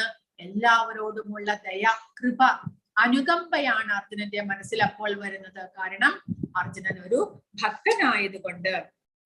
എന്തിനു വേണ്ടിയിട്ട് അർജുനന്റെ മനസ്സിൽ അങ്ങനെ ഒരു ദയാദാക്ഷിണ്യം ഭഗവാൻ കൊടുക്കുന്നു? കാരണം ആ ഭഗവത്ഗീത ഉപദേശിക്കാനുള്ള സമയമായിരിക്കുന്നു. കാരണം ഈ യുദ്ധം കഴിയുന്നു, പാണ്ഡവന്മാരെ അവിടെ പ്രതിഷ്ഠിക്കുന്നു. അതോടുകൂടി ഭഗവാൻ സ്വർഗാരോഹണം ആരംഭിക്കുന്നതോടുകൂടി കലി പ്രവേശിക്കുകയായി. കലികാലത്ത് നമ്മളെ പോലുള്ള ജനങ്ങൾ വളരെയധികം ബുദ്ധിമുട്ടും. നമ്മുടെ മനസ്സിൽ നിന്ന് ആ ഭഗവാനെ കുറിച്ചുള്ള ചിന്തകളെല്ലാം തന്നെ പോകുന്നു. ആ സമയത്ത് ആ ദ്വാപരയുഗത്തിൽ അധർമ്മം വർദ്ധിച്ചു വന്നതിന്റെ കാര്യം ഭഗവാൻ പറയുന്നുണ്ട് 4-ാമത്തെ അധ്യായത്തിൽ. കാരണം ക്രമേണ ആ ഭഗവാന്റെ ഉപദേശങ്ങൾ ഈ ഭൗതിക ലോകത്തിൽ നിന്ന് അപ്രത്യക്ഷമായി. ഭഗവത്ഗീത അപ്രത്യക്ഷമായതോടുകൂടി ജനങ്ങളെല്ലാം തന്നെ അധർമ്മികളായിട്ട് തീർന്നു. അതുകൊണ്ടാണ് ഭഗവാൻ അവതാരം എടുക്കേണ്ടി വന്നത്. അപ്പോൾ കലികാലത്ത് ആ ഭഗവാന്റെ ഉപദേശങ്ങളെ വീണ്ടും പുനഃസ്ഥാപിക്കുവാൻ, കലികാലത്തുള്ള ജനങ്ങൾക്കെല്ലാം തന്നെ ഭഗവാനെ ആരാധിച്ച് നമ്മുടെ ജീവിതം സാർത്ഥകമാക്കുവാൻ, ഭഗവാനിലേക്ക് തിരിച്ചു ചെല്ലുവാനായിട്ട് ഭഗവത്ഗീത വളരെയധികം അത്യാവശ്യമായിട്ടുണ്ട്. അതുകൊണ്ട് യുദ്ധം തുടങ്ങുന്ന ആ സമയത്ത് അർജുനന്റെ മനസ്സിൽ ഇങ്ങനെയൊരു അനുകമ്പയും ദയാദാക്ഷിണ്യമെല്ലാം വരുത്തി, ശത്രുക്കളോട് മനസ്സിൽ ആ കൃപ വരുത്തി ഭഗവാൻ അർജുനനെ യുദ്ധം ചെയ്തതിൽ നിന്നും പിന്തിരിപ്പിക്കുന്നു. അങ്ങനെ വ്യാകുലനായിട്ട് നിൽക്കുന്ന അർജുനനോട് ഭഗവാൻ ഭഗവത്ഗീത ഉപദേശിക്കുകയാണ്. അപ്പോൾ ഇത്രയും ഇന്നത്തെ ക്ലാസ്സിൽ നമുക്ക് എടുത്തിട്ട് ഇനി നാളെ 28 മുതൽ 46 വരെയുള്ള ശ്ലോകങ്ങളെ നാളെ നമ്മുടെ ക്ലാസ്സിൽ നമുക്ക് വിവരിച്ച് മനസ്സിലാക്കാം. എന്തായാലും ഭഗവത്ഗീത ഉപദേശങ്ങൾ 2-ാമത്തെ അധ്യായത്തിലാണ് ആരംഭിക്കുന്നത്. അതുകൊണ്ട് 2-ാമത്തെ അധ്യായം മുതൽ നമുക്ക് ശ്രദ്ധാപൂർവം കേൾക്കണം. നാളെ കൂടെ 1-ാമത്തെ അധ്യായം നമുക്ക് തീർക്കാൻ സാധിക്കും. ഹരേ കൃഷ്ണ. ആർക്കെങ്കിലും എന്തെങ്കിലും സംശയങ്ങളോ